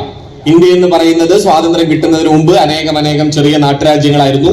ഈ നാട്ടുരാജ്യങ്ങളെല്ലാം ഒരു ഇന്ത്യൻ യൂണിയൻ എന്ന് പറയുന്ന നിലയ്ക്ക് സംയോജിക്കപ്പെട്ടുകൊണ്ടാണ് ഇന്ത്യ എന്ന രാഷ്ട്രം ഉണ്ടാവുന്നത്. അങ്ങനെ സംയോജിപ്പിക്കാൻ ഉണ്ടായ പ്രധാന കാരണം ഇന്ത്യൻ സ്വാതന്ത്ര്യ സമരമാണ്. ഇന്ത്യൻ സ്വാതന്ത്ര്യ സമരത്തിന്റെ കാലത്താണ് ഇന്ത്യ എന്ന ഒരു പൊതുവികാരം നിർമ്മിക്കപ്പെടുന്നത്. ഇന്ത്യ എന്ന പൊതുവികാരം നിർമ്മിക്കപ്പെടുന്നതിന്റെ അടിസ്ഥാന കാരണം തന്നെ ബ്രിട്ടീഷുകാരെ ഇവിടെ നിന്ന് പുറത്താക്കാനായിട്ടുള്ള വലിയ സമരം നടക്കുമ്പോൾ ആ സമരത്തിനകത്തേക്ക് മുഴുവൻ മനുഷ്യരുടെയും പങ്കാളിത്തം ഉറപ്പുവരുത്തുക എന്നതായിരുന്നു. അങ്ങനെ പങ്കാളിത്തം ഉറപ്പുവരുത്തണമെങ്കിൽ ഒരു ഭാഷയിൽ പറഞ്ഞാൽ മുഴുവൻ ആളുകൾക്ക് മനസ്സിലാവുക പോലും ചെയ്യില്ലായിരുന്നു. അതുകൊണ്ട് നമ്മൾ വൈലോപ്പള്ളി പണ്ട് പറയുന്ന പോലെ പല ദേശത്തിൽ പല വേഷത്തിൽ പല ഭാഷയിൽ നമ്മൾ കത്തിപ്പൂ. അങ്ങനെ പല ദേശത്തിൽ പല വേഷത്തിൽ പല ഭാഷയിൽ പറഞ്ഞും പാടിയും കെട്ടി ഉണ്ടാക്കിയതാണ് നമ്മുടെ രാജ്യം എന്ന് നമുക്കറിയാം. ഇപ്പൊ പാരുക്കുള്ള നല്ല നാട് ഭാരത നാട് എന്ന് തമിഴ്നാട്ടിൽ സുബ്രഹ്മണ്യ ഭാരതിക്ക് പാടാം. അത് അന്ന് മലയാളിക്ക് മനസ്സിലാവില്ല. അപ്പൊ നമ്മൾ വള്ളത്തോൾ ഭാരതം എന്ന പേര് കേട്ടാൽ അഭിമാനപൂരിതമാകണം അന്തരംഗം എന്നൊക്കെ കവിത എഴുതും. ഇത് രണ്ടും പറഞ്ഞാൽ നോർത്ത് ഇന്ത്യക്കാരന് മനസ്സിലാവില്ല. അതുകൊണ്ട് മുഹമ്മദ് ഇക്ബാൽ സാരെ ജഹാം സെ അച്ഛാ ഹിന്ദുസ്ഥാൻ ഹമാര എന്ന് എഴുതും. ഇങ്ങനെയാണ് നമ്മൾ ഇന്ത്യ എന്ന വികാരം നിർമ്മിച്ചെടുത്തത് എന്നതൊക്കെ നമുക്ക് അറിയാവുന്നതാണ്. മാത്രമല്ല ബ്രിട്ടീഷ് സാമ്രാജ്യത്വം ഈ രാജ്യത്തിൽ നിന്ന് പോകുന്ന സമയത്ത് ഞാൻ സാധാരണ പറയാറുള്ള നമ്മുടെ നാട്ടിലെ പ്രസംഗത്തിൽ പറയാറുള്ള ഒരു ഉദാഹരണം എന്താന്ന് വെച്ചാൽ നമ്മുടെ നാട്ടിൽ ഈ നെല്ലൊക്കെ ചിക്കാനിടുമല്ലോ. അപ്പൊ നമ്മൾ കുട്ടിക്കാലത്തൊക്കെ ഈ നെല്ല് ഉണക്കാട്ട് കഴിഞ്ഞാൽ അതിന്റെ അടുത്ത് കാവലിരുത്തും, കാക്കൊക്കെ വന്ന് എടുക്കണേ. അപ്പൊ ഈ നെല്ല് ഉണങ്ങി കഴിഞ്ഞ് കഴിഞ്ഞാൽ ഈ പറമ്പിലാവും നെല്ലിട്ടിട്ടുണ്ടാവുക. അപ്പൊ നെല്ലെടുക്കണ സമയത്ത് ഈ പറമ്പ് കൂടെ എടുത്തു കഴിഞ്ഞാൽ ആ പറമ്പിന്റെ ഒരു അടയാളം ഇങ്ങനെ മുറ്റത്തുണ്ടാവും. അതുപോലെ ഈ ബ്രിട്ടീഷ് സാമ്രാജ്യത്വം ഇങ്ങനെ പോയ സമയത്ത് ആ പറമ്പ് വീട് മടക്കിയപ്പോൾ ഉണ്ടായ ഒരു അടയാളം ഉണ്ടല്ലോ, അതിന്റെ പേരാണ് ഇന്ത്യൻ രാഷ്ട്രീയ ഭൂപടം. ഇന്ത്യയും പാകിസ്ഥാനും കൂടുന്ന രാഷ്ട്രീയ ഭൂപടം അത് മാത്രമായിരുന്നു. പിന്നീട് അന്നത്തെ രാഷ്ട്രീയ സാഹചര്യം വെച്ച് ഇന്ത്യയും പാകിസ്ഥാനും രണ്ടാക്കപ്പെടുകയല്ലാതെ മറ്റൊരു നിവൃത്തിയും ഇല്ലാത്ത വിധത്തിലുള്ള രാഷ്ട്രീയ സാഹചര്യത്തെ മുൻനിർത്തിക്കൊണ്ടാണ് സിറിൽ റാഡ്ക്ലിഫിനെ കൊണ്ടുവന്ന് നമ്മൾ അസംബന്ധ ജടിലമായ ഒരു വര വരച്ച് 2 കഷ്ണമാക്കി ഇന്ത്യയും പാകിസ്ഥാനും ഉണ്ടാക്കുന്നത്. സത്യത്തിൽ ആ പരമ്പ് മടക്കിയപ്പോൾ ഉണ്ടായ ഒരു അടയാളം മാത്രമാണ് ഇന്ത്യ എന്ന നമ്മുടെ രാഷ്ട്രം. ഇത് നമുക്കറിയാം. ഇത് നമ്മൾ സ്കൂളിൽ പഠിക്കുന്നതാണ്. പക്ഷെ സാധാരണ നിലയ്ക്ക് ചരിത്ര പഠിതാക്കൾ, ചരിത്രം പഠിക്കുന്ന ആളുകളെല്ലാവരും നമ്മുടെ ഇന്ത്യ എന്ന ദേശരാഷ്ട്രം ഉണ്ടായതിനെ പറ്റിയിട്ടുള്ള ഒരു റീഡിംഗ് ആയിട്ടാണ്, അതായത് ഒരുപാട് റീഡിങ്ങുകളുണ്ട് ഇന്ത്യൻ ദേശരാഷ്ട്രം രൂപപ്പെട്ടതിനെ പറ്റി. അതിനെ പറ്റിയിട്ടുള്ള ഏറ്റവും പ്രബലമായ റീഡിംഗ് ആയിട്ടാണ് ഇതിനെ കാണുക, ഒരു വായനയായിട്ടാണ്. പലപ്പോഴും അതിനെ പറയുക ടെക്സ്റ്റ് ബുക്ക് നാഷണലിസം എന്നാണ്. എന്ന് വെച്ചാൽ പാഠപുസ്തക ദേശീയത, പാഠപുസ്തകത്തിൽ നമ്മൾ എഴുതി പഠിക്കുന്ന ദേശീയത. നമ്മളൊരു 5ാം ക്ലാസ്സിലോ ഒക്കെ നമ്മൾ ചരിത്രം പഠിച്ചു തുടങ്ങിയാൽ 10ലും താഴെ നമ്മൾ പഠിക്കേണ്ട കുട്ടികളതോണു ഒരു PG വരെ പഠിക്കുമ്പോൾ പാഠപുസ്തകത്തിലുള്ള ദേശീയത. ഇത് മാത്രമല്ല, അനേകം ദേശീയതാ സങ്കല്പങ്ങളുണ്ട്. ഇപ്പൊ ദളിത് ബഹുജൻ സങ്കല്പങ്ങളുണ്ട്, സബാൾട്ടേൺ എന്ന് സാധാരണ വിശേഷിപ്പിക്കപ്പെടുന്ന സങ്കല്പങ്ങളുണ്ട്, പലതരത്തിലുള്ള ദേശീയതാ സങ്കല്പങ്ങളുണ്ട്. നമുക്കറിയാലോ, നമ്മള് പാഠപുസ്തകം പഠിക്കുന്ന സമയത്ത് ഈ പറയുന്ന ഇന്ത്യൻ സ്വാതന്ത്ര്യ സമരമൊക്കെ ഒരു അധ്യായമാണ്. അത് കഴിഞ്ഞാൽ വേറൊരു അധ്യായം തുടങ്ങും. അത് സാമൂഹ്യ പരിഷ്കരണ പ്രസ്ഥാനങ്ങൾ എന്ന് പറഞ്ഞിട്ട് വേറൊരു അധ്യായമാണ്. അപ്പൊ നമ്മൾ ഈ സ്വാതന്ത്ര്യ സമരം എന്ന് പറഞ്ഞാൽ അതിൽ പഴയ കുറെ ആൾക്കാരെ പഠിക്കും. പഴശ്ശിരാജ, ടിപ്പു സുൽത്താൻ, വേലുത്തമ്പി ദളവ എന്നൊക്കെ പറഞ്ഞ കുറെ ആൾക്കാരെ, അല്ലെങ്കിൽ ദേശീയ ലെവലിലും താന്തിയ തോപ്പി, ബാലഗംഗാധര തിലക്, ബിപിൻ ചന്ദ്രപാൽ എന്നൊക്കെ പഠിക്കും. അത് കഴിഞ്ഞാൽ നമ്മൾ ആധുനിക ഘട്ടത്തിൽ ഗാന്ധി, നെഹ്റു എന്നൊക്കെ പഠിക്കും. അതൊക്കെ കഴിഞ്ഞ സ്വാതന്ത്ര്യ സമരം എന്നുള്ള അധ്യായം കഴിഞ്ഞാൽ ഒരു സാമൂഹ്യ പരിഷ്കർത്താക്കൾ വേറൊരു അധ്യായമാണ്, സാമൂഹ്യ പരിഷ്കരണ പ്രസ്ഥാനങ്ങൾ. അപ്പൊ നമ്മൾ അവിടെ ഇതൊന്നും അല്ലാത്ത വേറെ കുറെ ചങ്ങാതിമാരെ പരിചയപ്പെടും. അവിടെ ശ്രീനാരായണ ഗുരു, അയ്യങ്കാളി, KP കറുപ്പൻ, സഹോദരൻ അയ്യപ്പൻ, അങ്ങനെ കുറെ ആൾക്കാർ കേരളത്തിൽ, ജ്യോതിറാവ് ഫൂലെ, ഇങ്ങനെ കുറെ പേരെ ദേശീയ തലത്തിൽ ഇതൊക്കെ നമ്മൾ കാണും. ഇത് സാധാരണ നിലയ്ക്ക് നമ്മുടെ പാഠപുസ്തക നിർമ്മിതിയിലെ ഒരു വലിയ പ്രോബ്ലമാണ്. എന്ന് വെച്ചാൽ ഇത് ഏതോ രണ്ട് ഭൂഖണ്ഡങ്ങളിൽ നടന്ന പോലെയാണ് പലപ്പോഴും പാഠപുസ്തകത്തിൽ പറയാം. ഇതൊന്നും തമ്മിൽ യാതൊരു അടുപ്പമോ യാതൊരു തരത്തിലുള്ള ബന്ധമോ വിബന്ധമോ ഒന്നും ഇല്ലാത്തതുപോലെ രണ്ട് നാട്ടിൽ നടന്ന പോലെയാണ് പലപ്പോഴും കുട്ടികൾ പഠിക്കുക. ഇത് വലിയൊരു അബദ്ധമാണ്. സത്യത്തിൽ ഇത് തമ്മിൽ നിരന്തരമായ യോജിപ്പും വിയോജിപ്പുകളും കലർന്ന സംഘർഷങ്ങൾ ചേർന്നിട്ടാണ് ഇന്ത്യ എന്ന ദേശരാഷ്ട്രം ഉണ്ടാവുന്നത്. നമുക്കറിയാം, നമ്മുടെ രാഷ്ട്രം ഉണ്ടാവുന്നതിന് മുമ്പ് മുതലേ ഉണ്ടായിരുന്ന പല ആളുകളും ദേശീയതയ എന്ന് പറയുന്ന സങ്കല്പത്തോട് യോജിച്ചും വിയോജിച്ചും നിന്നവരാണ്. ഞാൻ അതിന്റെ വിശദാംശങ്ങളിലേക്കൊന്നും കടക്കുന്നില്ല. ടാഗോർ ഗാന്ധി ഡിബേറ്റ് എന്നൊക്കെ പറയുന്നത് നിങ്ങൾക്ക് എല്ലാവർക്കും അറിയുന്നതായിരിക്കും. Nationalism is a menace, nationalism ഒരു വലിയ ശല്യമാണ് എന്ന നിലയ്ക്കുള്ള ഈ ദേശീയത എന്ന സങ്കല്പത്തെ തന്നെ ടാഗോർ നിശിതമായി വിമർശിക്കുന്നത്, അങ്ങനെ പലരും വിമർശിച്ചിട്ടുണ്ട്. ഞാൻ പറഞ്ഞത്, ഇത്തരത്തിലുള്ള സാമൂഹ്യ പരിഷ്കരണ ശ്രമങ്ങളുടെ ഒരു ദീർഘചരിത്രം കൂടി ചേർന്നാണ് ഇന്ത്യ എന്ന ദേശരാഷ്ട്രത്തെ ഉണ്ടാക്കിയത് എന്നതും പ്രബലമായ ഒരു ദേശീയതാ വായനയാണ്. അപ്പൊ അതിനെ മറ്റൊരു ദേശീയതാ വായനയായിട്ടാണ് കാണുക. അങ്ങനെ അനേകം വായനകളുണ്ട്. ഇപ്പോ മാർക്സിസ്റ്റ് റീഡിംഗ് ഓഫ് നാഷണലിസം എന്ന് പറയുന്നത് വളരെ ശക്തമായ ഒരു വലിയ റീഡിംഗ് ആണ്. നാഷണൽ ക്വസ്റ്റ്യൻ എന്ന് പറയുന്നത്, ദേശീയതയുടെ പ്രശ്നങ്ങൾ എന്ന് പറയുന്നത് രണ്ടാം ഇന്റർനാഷണലോട് കൂടി മാർക്സിസ്റ്റ് പ്രസ്ഥാനങ്ങളെ സംബന്ധിച്ചിടത്തോളം, കമ്മ്യൂണിസ്റ്റ് പ്രസ്ഥാനത്തെ സംബന്ധിച്ചിടത്തോളം ദേശീയത എന്ന് പറയുന്നത് ലെനിനിൽ നിന്ന് തുടങ്ങി സ്റ്റാലിനിലൂടെ ഒക്കെ ഡെവലപ്പ് ചെയ്യുന്ന ഒരു വലിയ ഡിബേറ്റാണ്. കേരളത്തിലെ ഏറ്റവും പ്രധാനപ്പെട്ട ആദ്യകാല കമ്മ്യൂണിസ്റ്റ് ആയിട്ടുള്ള MN റോയ് ഇന്റർനാഷണൽ പങ്കെടുത്തുകൊണ്ട് നടത്തിയ ഡിബേറ്റ് ഉണ്ട്, ലെനിൻ റോയ് ഡിബേറ്റ് എന്ന് പറയുന്ന ദേശീയതയെ പറ്റിയിട്ടുള്ള ചോദ്യങ്ങൾ. എനിക്ക് തോന്നുന്നത് മലയാളത്തിലേക്ക് ദേശീയതയുടെ പ്രശ്നങ്ങൾ എന്നോ എന്തോ പറഞ്ഞ് ചിന്തയോ മറ്റോ പബ്ലിഷ് ചെയ്തൊരു പുസ്തകം ഉണ്ടെന്ന് തോന്നുന്നു. ആ ഭാഗങ്ങൾ. നാഷണൽ ക്വസ്റ്റ്യൻ എന്ന് പറയുന്നത് മാർക്സിസത്തെ സംബന്ധിച്ചിടത്തോളം ഇന്ത്യ എന്ന് മാത്രമല്ല ലോകത്തെമ്പാടുമുള്ള ദേശീയതയെ പറ്റി അതിവിശദമായി പഠിക്കപ്പെട്ടിട്ടുണ്ട്. ഞാൻ പറഞ്ഞത്, ഇത്തരത്തിലുള്ള ദേശീയതയെ പറ്റിയിട്ടുള്ള പഠനങ്ങളിലൊന്നും കടന്നു വരാത്തൊരു കാര്യമായിട്ടാണ് സാംസ്കാരിക ദേശീയതയെ കാണുക എന്നതാണ് ഞാൻ പറഞ്ഞത്. കാരണം RSS പറഞ്ഞുകൊണ്ടിരിക്കുന്ന കൾച്ചറൽ നാഷണലിസം എന്ന സാംസ്കാരിക ദേശീയത എന്ന് പറയുന്നത് ഞാൻ മുൻപ് പറഞ്ഞതൊന്നും പോലെ ഏതെങ്കിലും നിലയ്ക്ക് ആശയാവലികൾ കൊണ്ട് കെട്ടിയുണ്ടാക്കിയ ഒരു ആശയമല്ല, ഒരു കെട്ടുറപ്പുള്ള സിദ്ധാന്തമല്ല. ഒരു സിദ്ധാന്തം രൂപീകരിക്കപ്പെട്ട ആ സിദ്ധാന്തത്തോട് നമുക്ക് യോജിക്കാം, വിയോജിക്കാം. ഇതാണ് സിദ്ധാന്തത്തിന്റെ ഒരു ഗുണം. ഇപ്പൊ ബ്രിട്ടീഷുകാർ നിർമ്മിച്ചു വെച്ച ദേശീയതയെ പറ്റിയുള്ള സങ്കല്പമുണ്ട്, കേംബ്രിഡ്ജ് ഹിസ്റ്റോറിയൻസ് നാഷണലിസം എന്ന് പറയും. ബ്രിട്ടീഷുകാർ പണ്ടേ പറയുക ഞങ്ങളാണ് ഇന്ത്യ ഉണ്ടാക്കിയതെന്നാണ്. അവർക്കത് പറയാം. കാരണം ഞങ്ങൾ വരുന്ന സമയത്ത് ജെയിംസ് മില്ല് പറയുന്നത് പോലെ പാമ്പാട്ടികളും മന്ത്രവാദികളും കൂടോത്രക്കാരും ഒക്കെ നടന്നൊരു ഇന്ത്യയാണ് ഉണ്ടായിരുന്നത്. അവിടെ നിന്ന് മാറി ഇന്ത്യ എന്ന രാഷ്ട്രമേ ഉണ്ടാക്കിയത് ഞങ്ങളാണ് എന്നൊരു വാദമുണ്ട്. ഈ വാദത്തോട് നിങ്ങൾക്ക് യോജിക്കാം, വിയോജിക്കാം. പക്ഷെ അതൊരു സിദ്ധാന്തമാണ്, ഒരു തിയറിയാണ്. ഇത്തരത്തിലൊരു തിയററ്റിക്കൽ സ്ട്രക്ചർ ഉള്ളതാണ് ബാക്കിയെല്ലാമെങ്കിൽ, ഒരു സൈദ്ധാന്തിക ഘടനയുള്ളതാണെങ്കിൽ, സാംസ്കാരിക ദേശീയത എന്ന് പറയുന്നത് പ്രഭാത് പട്നായിക് പറയുന്നത് പോലെ ഇറ്റ്സ് ലൈക്ക് എ ഫീലിംഗ് ആണ്, ഒരു ഫീലിംഗ് ആണ്, ഒരു തോന്നലാണ്, ഒരു അനുഭവം പോലെ ഒരാൾ ഉൾക്കൊള്ളുകയാണ് ഇത് ചെയ്യുന്നത്.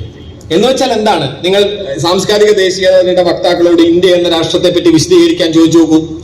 ആരോട് ചോദിച്ചാലും, അത് ഹെഡ്ഗേവാർ ആണെങ്കിലും ഗോൾവാൾക്കർ ആണെങ്കിലും ഇങ്ങോട്ട് വന്നാലും, ഗോൾവാൾക്കറും സവർക്കറും ഒക്കെ അടിസ്ഥാനപരമായി ഈ ഇന്ത്യ എന്ന രാഷ്ട്രത്തെ പറ്റിയിട്ടുള്ള ചില ഹിന്ദുത്വ എന്ന ആശയത്തിലൂന്നിയിട്ടുള്ള തറക്കല്ലുകൾ ഇട്ടിട്ടുണ്ട്. നമുക്ക് ആവശ്യമെങ്കിൽ അങ്ങോട്ട് വരാം. പക്ഷെ എങ്കിൽ പോലും അവരുടെ ആ സങ്കല്പങ്ങളെ മുൻനിർത്തി മാത്രമല്ല അവർ സംസാരിക്കുക. അവരുടെ ഒരു ഫീലിംഗിൽ നിന്നിട്ടാണ് സംസാരിക്കുക.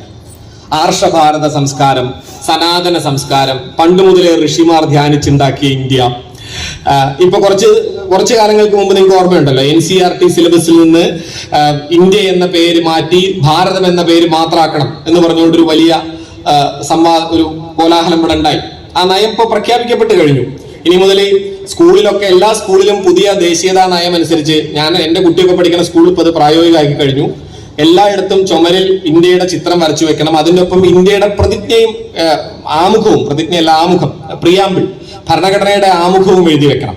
അപ്പൊ അതിൽ നമ്മളൊക്കെ പഠിച്ചിട്ടുള്ളത് we the people of India എന്ന് തുടങ്ങുന്നതാണ്. പക്ഷേ പുതുതായി വന്നിരിക്കുന്ന സർക്കുലർ പ്രകാരം we the people of Bharat എന്ന് മാത്രമേ എഴുതാൻ പാടുള്ളൂ.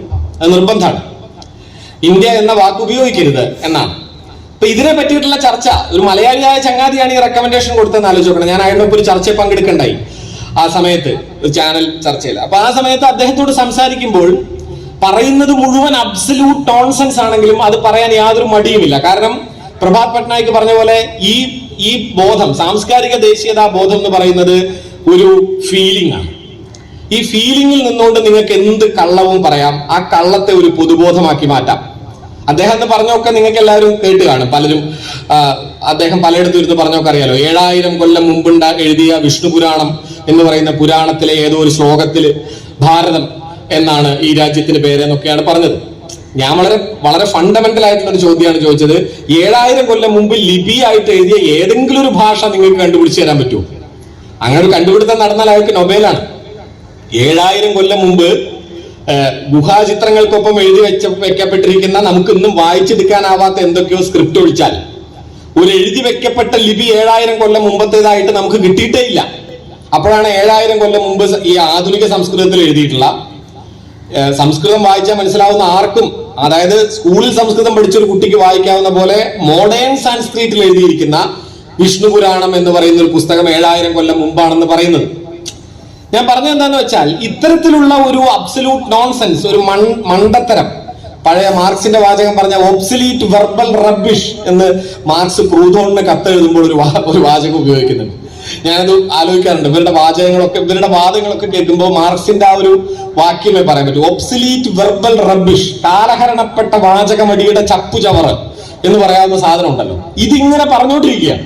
പക്ഷെ നമ്മൾ കരുതും ഇതൊക്കെ മനുഷ്യർക്ക് മനസ്സിലാവുമല്ലോ എന്ന്. പക്ഷെ നിരന്തരമായ ഈ ഒബ്സലീറ്റ് വെർബൽ റബ്ബിഷ് ആവർത്തിച്ചുകൊണ്ടിരുന്നാൽ അതൊരു പൊതുബോധമാക്കി മാറ്റപ്പെടും എന്നതാണ് നമ്മുടെ ഏറ്റവും വലിയ ചരിത്രത്തിലെ രാഷ്ട്രീയ ദുരന്തം. കാരണം നമ്മൾ സോഷ്യൽ മെമ്മറിയിൽ ഏറ്റവും പിന്നിൽ നിൽക്കുന്ന ഒരു സമൂഹമാണ്. ഒരു സമൂഹത്തിന്റെ സോഷ്യൽ മെമ്മറിയെ പറ്റി പഠിക്കുമ്പോൾ സമൂഹത്തിന്റെ ഓർമ്മ, ഒരു വ്യക്തി കാര്യങ്ങളെ ഓർക്കുന്നതും വ്യക്തിപരമായ നമ്മുടെ കാര്യങ്ങളെ ഓർക്കുന്നതും സമൂഹത്തിലെ നമ്മുടെ കാര്യങ്ങളെ ഓർക്കുന്നതും തമ്മിലുള്ള വ്യത്യാസം നിങ്ങൾ ആലോചിച്ചാൽ മതി.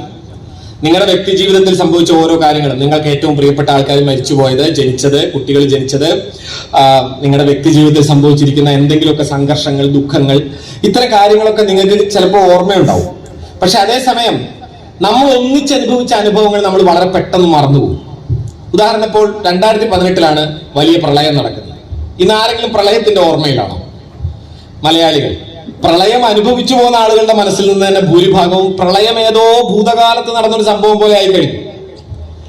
ഇതാണ് മിലേൻ കുന്ദേര വളരെ കാലങ്ങൾക്ക് മുമ്പ് പറയുന്നത്. ഓർമ്മകളുടെ സമരമാണ്, മെമ്മറിയുടെ സമരമാണ് യഥാർത്ഥത്തിൽ രാഷ്ട്രീയം എന്ന് പറയുന്നത്. മറവിക്കെതിരായ ഓർമ്മയുടെ സമരം എന്ന് പറയുന്നത്. നിരന്തരം ഓർമ്മിച്ചുകൊണ്ടിരിക്കുക എന്ന് പറയുന്നത് സാംസ്കാരിക രാഷ്ട്രീയത്തിന്റെ ഏറ്റവും പ്രധാനപ്പെട്ട രാഷ്ട്രീയ ദൗത്യമാണ്. നിരന്തരം ഓർമ്മിക്കുക, ഓർമ്മിപ്പിച്ചുകൊണ്ടിരിക്കുക എന്ന് പറയുന്നത്. ചരിത്രകാരന്മാരുടെ ഭാഷയിൽ ഹിസ്റ്ററൈസ്, ആൾവേസ് ഹിസ്റ്ററൈസ് എന്ന് പറയും. എല്ലായ്പ്പോഴും ചരിത്രവൽക്കരിച്ച് കാണുക. അങ്ങനെ കണ്ടാൽ നമ്മൾ ഈ ചരിത്ര സാഹചര്യത്തെ, ഇപ്പോഴത്തെ നമ്മൾ എത്തി നിൽക്കുന്ന സ്ഥിതിയെ നമ്മൾ എങ്ങനെയാണ് കാണേണ്ടത്? ഏറ്റവും ലളിതമായി പറഞ്ഞാൽ ഞാൻ കരുതാറുള്ളത്, നമ്മളിപ്പോൾ നിൽക്കുന്ന ഒരു ഫൈനലിലാണ്. പൊന്നാനി, മലപ്പുറമൊക്കെ നമുക്കറിയാലോ, നല്ല ഫുട്ബോൾ പാരമ്പര്യമുള്ള ഒരു നാടാണ്. നമുക്ക് ഫുട്ബോൾ കളിക്കുമ്പോൾ ഗ്രൂപ്പ് മത്സരമൊക്കെ നടക്കുന്ന സമയത്ത് നമുക്ക് 0.11 എന്നൊക്കെ പറഞ്ഞിട്ട് പിരിയാം. അങ്ങനെയൊക്കെ പിരിയാം. സമനിലയ്ക്ക് 2 ഗോൾ അപ്പുറം 2 ഗോൾ അപ്പുറത്തൊക്കെ അടിച്ച് പിരിയാം. പക്ഷേ quarter final, semi final, final എത്തിക്കഴിഞ്ഞാൽ പിന്നെ ഈ ഗോൾ അടിച്ച് പിരിയലില്ല, സമനിലയെ പിരിയലില്ല. ഫുൾ ടൈം കഴിഞ്ഞ് കഴിഞ്ഞാൽ പിന്നെ എക്സ്ട്രാ ടൈം കഴിഞ്ഞാൽ പിന്നെ പെനാൽറ്റി ഷൂട്ട് ഔട്ട്, അത്രേ നടക്കുള്ളൂ. ഏതാണ്ട് നമ്മളിപ്പോൾ എത്തി നിൽക്കുന്നത് അത്തരത്തിലൊരു പെനാൽറ്റി ഷൂട്ട് ഔട്ടിന്റെ മുന്നിലാണ്. നമ്മുടെ രാഷ്ട്രം യഥാർത്ഥത്തിൽ ഒരു രാഷ്ട്രം എന്നുള്ള നിലയ്ക്കുള്ള നമ്മുടെ നിലനിൽപ്പിന്റെ ഒരു പെനാൽറ്റി ഷൂട്ട് ഔട്ടിനെ നേരിടുന്ന ഒരു ഇലക്ഷനിലാണ് നമ്മൾ വന്ന് നിൽക്കുന്നത്. ഈ ഇലക്ഷന്റെ മുമ്പിൽ വന്ന് നിൽക്കുമ്പോൾ സാംസ്കാരിക പ്രവർത്തകരുടെ മുന്നിൽ വലിയ ചോദ്യമുണ്ട്. എന്താന്ന് വെച്ചാൽ, ഈ തെരഞ്ഞെടുപ്പ് കൂടി കഴിഞ്ഞ് നാം എല്ലാം ദൗർഭാഗ്യകരമായ വിധത്തിൽ സംശയിക്കുന്നത് പോലെ നാം പ്രതീക്ഷിക്കുന്നത് മറിച്ചൊരു വിധിയാണ്. ഞാൻ ജനാധിപത്യപരമായി സംരക്ഷിക്കപ്പെടുമെന്നാണ്. നാം എല്ലാം ദൗർഭാഗ്യകരമെന്ന് കരുതുന്ന ഒരു വിധിയിലേക്ക് നമുക്ക് പ്രവേശിക്കേണ്ടി വന്നാൽ നാളെ നമുക്കിങ്ങനെ കൂടിയിരിക്കാനാവുമോ എന്നതൊരു ചോദ്യമാണ്. നാളെ നമുക്കൊരു ഇലക്ഷൻ ഉണ്ടാകുമോ എന്നത് വേറൊരു ചോദ്യമാണ്. ഇത്തരം ചോദ്യങ്ങളൊക്കെ ഉണ്ട്. നാളെ ഇനി ഒരിക്കലും ഒരു ഇലക്ഷൻ വേണ്ട എന്ന് പ്രഖ്യാപിച്ചാൽ അത്ഭുതപ്പെടാനൊന്നുമില്ല. ആ അവസ്ഥയിലേക്ക് കാര്യങ്ങൾ എത്തിക്കഴിഞ്ഞിരിക്കുന്നു. അങ്ങനെ എത്തിക്കഴിഞ്ഞൊരു സമയത്ത് ഇലക്ഷൻ വേണ്ട എന്ന് വെച്ചാൽ നമ്മുടെ മുന്നിലുള്ള വഴി എന്താണ്? നമുക്ക് പിന്നെ മിണ്ടാതിരിക്കാം? ഒരു ചോദ്യമാണല്ലോ. ഇനി ഇലക്ഷൻ വേണ്ട എന്ന് തീരുമാനിച്ച ലോകത്തിലെ ആദ്യത്തെ സ്ഥലമൊന്നുമല്ല നമ്മുടെ നാട്. അങ്ങനെ തീരുമാനിച്ചാലും തീരുമാനിക്കേണ്ടവരും ശബ്ദിക്കാൻ ചുമതലപ്പെട്ടവരുമാണ് സാംസ്കാരിക രാഷ്ട്രീയ പ്രവർത്തകർ.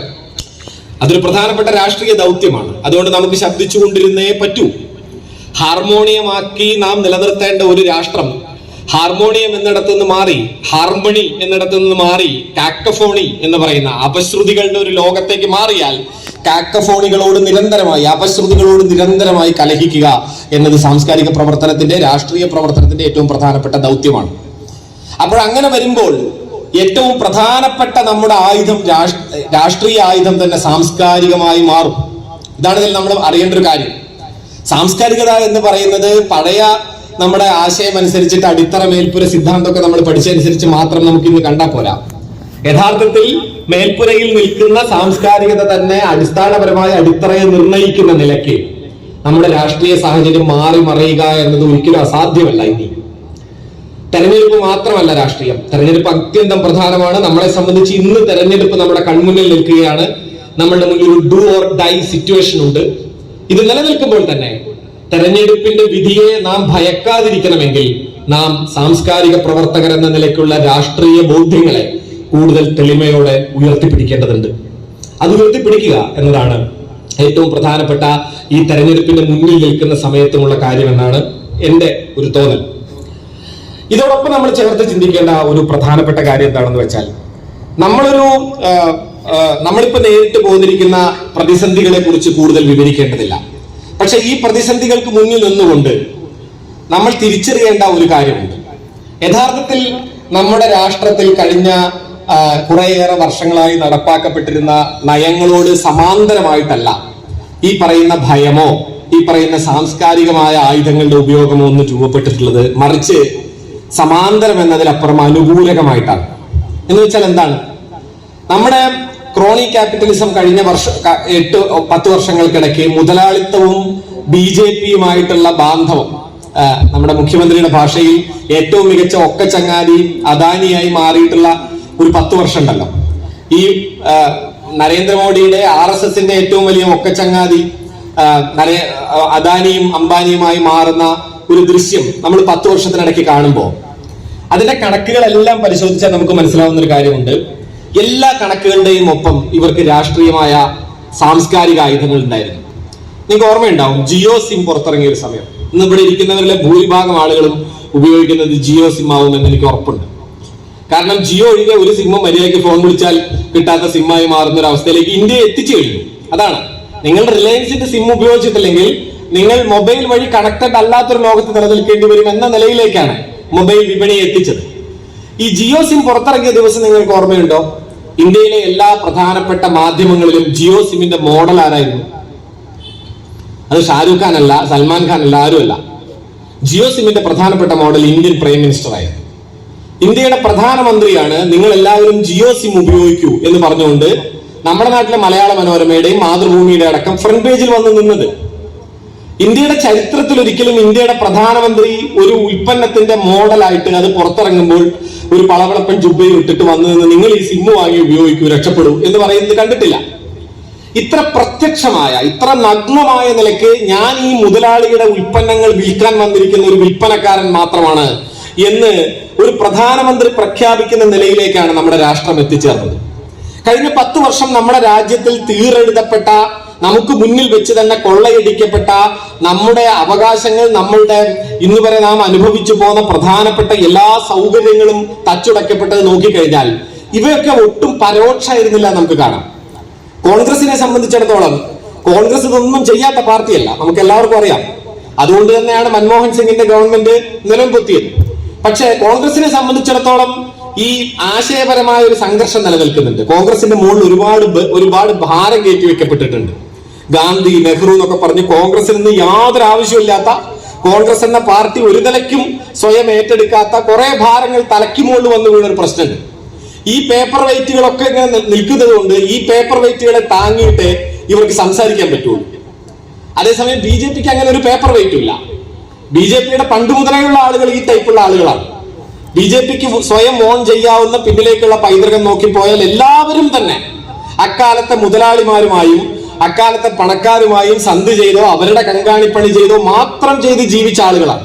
അത് ഹെഡ്ഗേവാറിന്റെ ചരിത്രവും ഗോൾവാൾക്കറിന്റെ ചരിത്രവും ഒക്കെ പറയാം. ഞാൻ പറഞ്ഞത് അതുകൊണ്ട് തന്നെ ബി ജെ പിയെ സംബന്ധിച്ചിടത്തോളം കഴിഞ്ഞ 10 വർഷത്തെ പ്രവർത്തനം പരസ്യമായിരുന്നു. ഇപ്പൊ നിങ്ങൾ ഇലക്ട്രൽ ബോണ്ട് നോക്കൂ. ഇലക്ട്രൽ ബോണ്ടിലെ ഏറ്റവും പ്രധാനപ്പെട്ട ബി ജെ പിക്ക് പണം നൽകിയ അതിന്റെ പട്ടിക പുറത്തു വന്നപ്പോൾ വന്ന ഒന്ന് സെറം ഇൻസ്റ്റിറ്റ്യൂട്ടാണ്.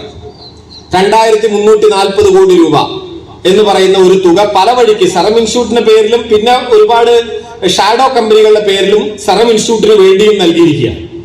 എന്ന് വെച്ചാൽ ഇതിന്റെ ഈ സെറം ഇൻസ്റ്റിറ്റ്യൂട്ട് എന്താ ഇന്ത്യയിൽ ചെയ്തത് നിങ്ങൾക്ക് ഓർമ്മയുണ്ടാവും. കോവിഡ് വാക്സിൻ, കോവാക്സിനും കോവിഷീൽഡും 2 വാക്സിനാണല്ലോ നമ്മുടെ നാട്ടിൽ എടുത്തുകൊണ്ടിരുന്നത്.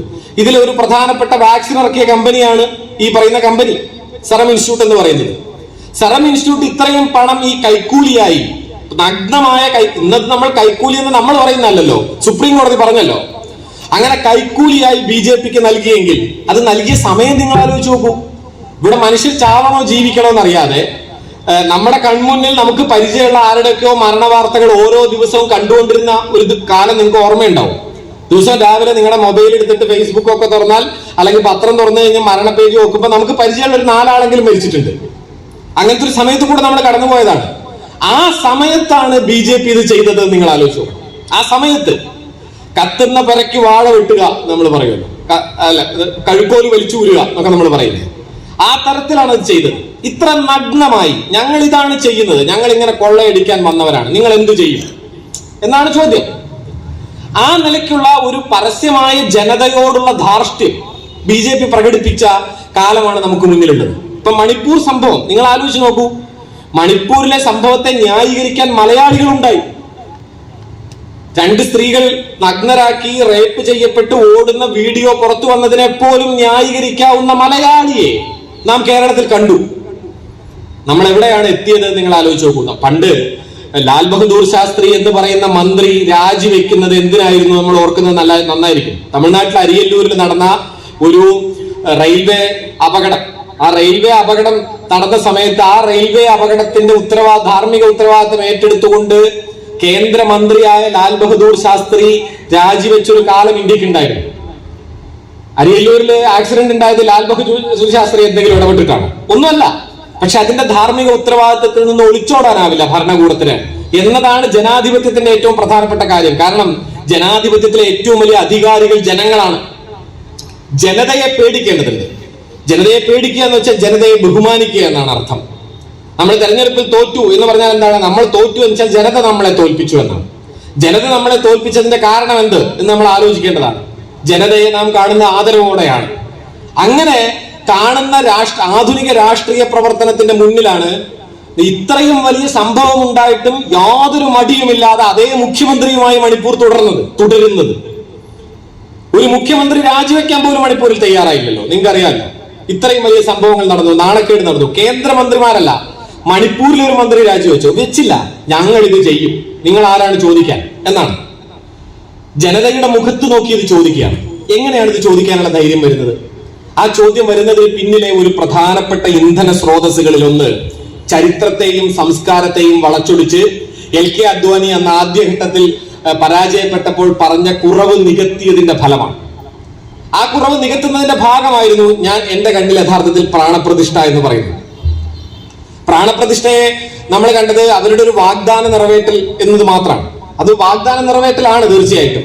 രാമക്ഷേത്രം നിർമ്മിക്കുന്നവർ പറഞ്ഞാണ് അവരത് ചെയ്തു. പക്ഷെ അത് മാത്രമല്ല നടന്നത്. എന്താണ് നടന്നത് യഥാർത്ഥത്തിൽ? സ്വാഗതത്തിലും ഒക്കെ സൂചിപ്പിച്ചതുപോലെ തന്നെ രാമായണം എന്നൊക്കെ പറയുന്ന ഒരു രാഷ്ട്രീയമായുധമായിട്ട് കാലങ്ങൾ കുറയാണ്. വർഷങ്ങൾക്ക് മുമ്പ് രാമായണം സീരിയൽ സംപ്രേഷണം ചെയ്യപ്പെടാൻ തുടങ്ങിയ കാലം മുതൽ രാമായണം രാഷ്ട്രീയായുധമാണ്. ഇത്തരത്തിൽ സിനിമകൾ സീരിയലുകളൊക്കെ രാഷ്ട്രീയായുധമാകുന്നതിന് അതിനും മുൻപുള്ള ഒരു ചരിത്രമുണ്ട്. എനിക്ക് തോന്നുന്നത് അടിയന്തരാവസ്ഥ കാലത്തെ പറ്റി ഞാൻ വായിച്ചിട്ടുള്ള ഒരു ചിത്രമുണ്ട്. അടിയന്തരാവസ്ഥ കാലത്തെ പരിചയമുള്ള ആളുകൾ പലരും ഇവിടെ ഇരിക്കുന്നുണ്ട്.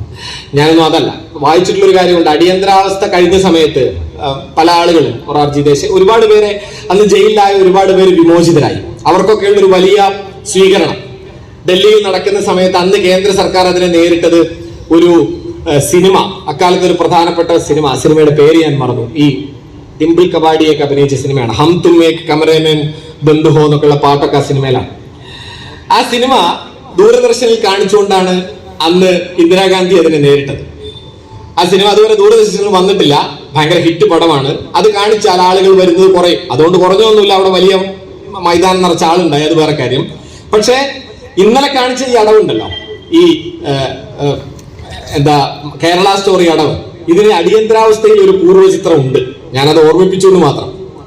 അന്ന് ചെയ്ത അതേ ട്രാപ്പാണ് ഇപ്പോൾ കേരള സ്റ്റോറി ആയിട്ടും ആവർത്തിച്ചുകൊണ്ടിരിക്കുന്നത്. കലാപാനി, മലയാളികൾ ആവേശത്തോടെ കണ്ട പടമല്ലേ കാലാപാനി എന്നുള്ള സിനിമ. കാലാപാനി എന്നുള്ള സിനിമയിൽ ഒരു കഥാപാത്രം വിനായക് ദാമോദർ സവർക്കറാണ്. നിങ്ങൾക്ക് ആ സിനിമ കണ്ടവർക്കൊക്കെ ഓർമ്മയുണ്ടാവും. ആ സിനിമയ്ക്കകത്ത് സവർക്കർ ഉണ്ട്, ആൻഡമാൻ ദ്വീപ് ഉണ്ട്. പക്ഷെ ആ സിനിമയിൽ ഒരിക്കലെങ്കിലും സവർക്കറുടെ മാപ്പപേക്ഷകളെ പറ്റി ഒരു സൂചനയുണ്ടോ? ഇല്ല. ആ സിനിമയുടെ നരേഷൻ, ആ സിനിമയുടെ കഥാതന്തു എന്താണെന്ന് സവർക്കറുടെ പുസ്തകങ്ങൾ വായിച്ചവർക്ക് അറിയാം.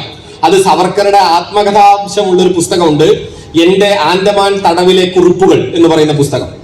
എന്റെ ആൻഡമാൻ തടവിലെ അനുഭവങ്ങൾ, കുറിപ്പുകൾ എന്ന് പറയുന്ന സവർക്കർ എഴുതിയ പുസ്തകത്തിന്റെ നേർ ചിത്രം ആണ് കാലാപാനി എന്ന് പറയുന്ന സിനിമ. യഥാർത്ഥത്തിൽ സവർക്കർ സത്യസന്ധന, എന്തെങ്കിലും ഇവർ പറയുന്ന ഒരു സത്യസന്ധത അയാൾക്ക് ഉണ്ടായിരുന്നെങ്കിൽ ആൻഡമാൻ ദ്വീപിൽ അയാൾ അകപ്പെട്ടപ്പോഴുള്ള കുറിപ്പുകൾ എഴുതുന്ന സമയത്ത് അവിടുന്ന് തിരിച്ചു വന്നിട്ട് ഞാൻ മാപ്പ് പറഞ്ഞു എന്നുള്ളതും കൂടി ആ പുസ്തകത്തിൽ എഴുതണം. അതിനെയാണല്ലോ നമ്മൾ ബൗദ്ധിക സത്യസന്ധത എന്ന് വിളിക്കുക. അങ്ങനെ ഒരു വാചകം അയാൾ എഴുതിയിട്ടില്ല. അങ്ങനെ എഴുതാനുള്ള യാതൊരു ആർജവവും രാഷ്ട്രീയ ആർജവവും ദാമോദർ സവർക്കർ ഒരിക്കലും കാണിച്ചിട്ടില്ല. പക്ഷേ സവർക്കറെ പറ്റി സിനിമ എടുക്കുമ്പോൾ അത് കാണിക്കണ്ടേ? കാണിച്ചോ? കാണിച്ചില്ലല്ലോ. നമ്മൾ അതിനെപ്പറ്റി ചർച്ച ചെയ്തോ? ഞാൻ ചോദിക്കുകയാണ്, നമ്മൾ അതിനെപ്പറ്റി ചർച്ച ചെയ്തോ? ചർച്ച ചെയ്തില്ല. ആ കൊല്ലം എനിക്ക് ഓർമ്മയുണ്ട്, ആകെ അവിടെ ചർച്ച നടന്നത് കഴകം എന്നുള്ള സിനിമയ്ക്കാണ് അവാർഡ് കിട്ടിയത്. ഈ കലാപാനിക്ക് അവാർഡ് കിട്ടിയില്ല. അവാർഡ് കമ്മിറ്റിയിൽ TN സീമ എന്നാ വാക്ക് വരുന്ന, സീമ ടീച്ചറല്ല, മറ്റേ നമ്മുടെ സിനിമാ നടി സീമ ഉണ്ടായി, മറ്റേ ജൂറി. സിനിമാ നടി സീമ പുറത്തു വന്നിരുന്ന കഴകത്തിനല്ല കലാപാനിക്കാണ് അവാർഡ് കൊടുക്കേണ്ടതെന്ന് പറഞ്ഞു. അപ്പൊ കുറെ ആളുകൾ കലാപാനിക്കാണ് അവാർഡ് കിട്ടേണ്ടത് എന്ന് ഇടതുപക്ഷ സാംസ്കാരിക പ്രവർത്തകർ കൂടി പറയുന്ന വിചിത്രമായ ഒരു ദൃശ്യത്തിന് നമ്മൾ സാക്ഷ്യം വഹിച്ചിട്ടുണ്ട്. സ്വാതന്ത്ര്യ സമരത്തെ കുറിച്ചെടുത്ത ഒരു വലിയ പടമല്ലേ എന്നാണ് ചോദിച്ചത്. ഞാൻ ചില കാര്യങ്ങൾ നമ്മളോട് ചോദിക്കണമല്ലോ. ഒരു ചോദ്യം ചോദിച്ചാണ്. ഇത്തരത്തിൽ എത്രയോ സിനിമകൾ നമ്മുടെ നാട്ടിൽ ഇറങ്ങി.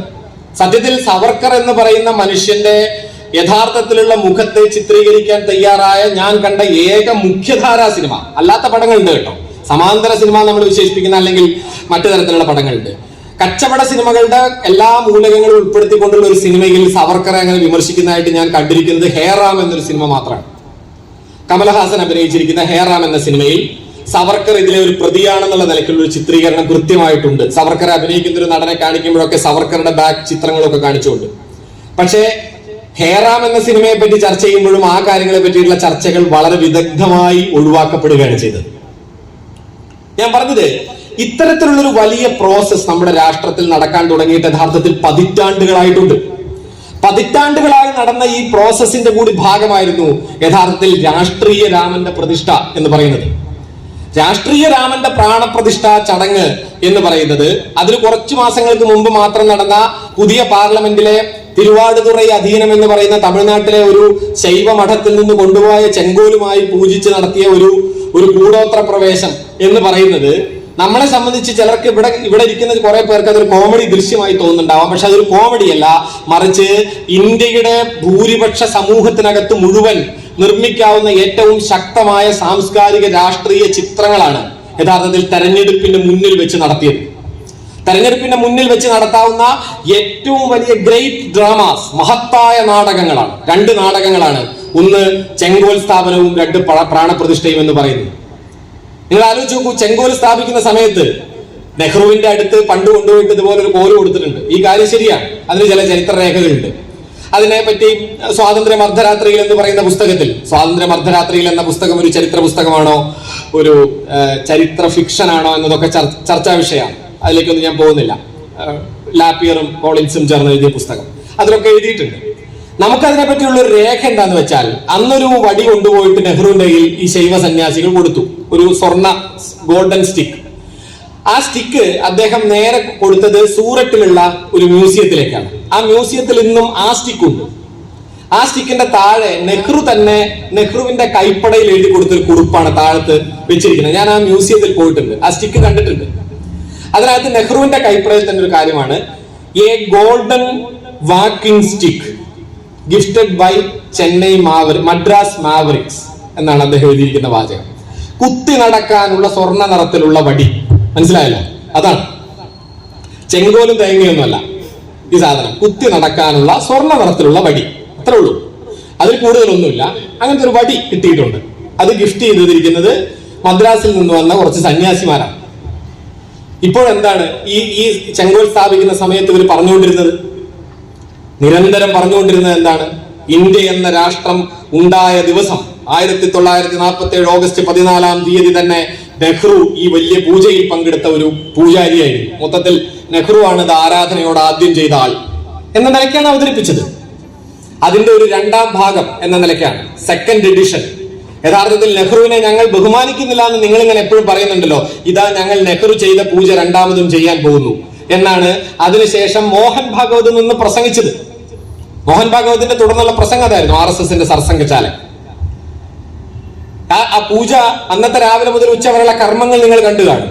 ഏതാണ്ട് 2.5 മണിക്കൂർ നിങ്ങൾ ദൈർഘ്യമുള്ള വലിയ ഹോമകുണ്ടങ്ങളിലുള്ള ഹോമമാണ് നടന്നത്. മൊത്തം പാർലമെന്റ് പുകച്ച് സകലമാന ജീവികളെയും കൂറകളെയും പുറത്തിയടിക്കുന്ന വലിയ ഹോമമാണ് അവിടെ നടന്നത്. ഇങ്ങനെയാണോ ഒരു സ്വതന്ത്ര പരമാധികാര മതനിരപേക്ഷ മതേതര റിപ്പബ്ലിക്കിന്റെ ഒരു പുതിയ പാർലമെന്റ് കെട്ടണോ കെട്ടണ്ടേ? പുതിയ പാർലമെന്റ് എന്തിനുണ്ടാക്കി? ഇതൊക്കെ വേറെ ചോദ്യങ്ങളാണ്. ഇനി അങ്ങനെ ഒരു പാർലമെന്റ് ഉണ്ടാക്കി അതിലേക്ക് കയറിയിരിക്കേണ്ടത് ഇത്തരത്തിൽ ഒരു മതാധിഷ്ഠിതമായ പരിപാടിയിലൂടെയാണോ എന്ന ചോദ്യം ചോദിക്കാൻ ഇന്ത്യയിലെ ദേശീയ മാധ്യമങ്ങൾ പോലും തയ്യാറായില്ല. ഇതാണ് നമ്മൾ കണ്ടത്. ഇതായിരുന്നു ഈ സമീപകാലത്ത് കണ്ട ഏറ്റവും വലിയ ഒരു നാടകം. അതിന്റെ അടുത്ത നാടകം അതിനേക്കാൾ വലിയ നാടകമായിട്ടാണ് നടന്നത്. അതാണ് അയോധ്യയിൽ നടന്നത്. അതിന്റെ വിശദാംശങ്ങളിലേക്ക് ഞാൻ കടക്കുന്നില്ല, നിങ്ങൾക്ക് എല്ലാവർക്കും അറിയാം.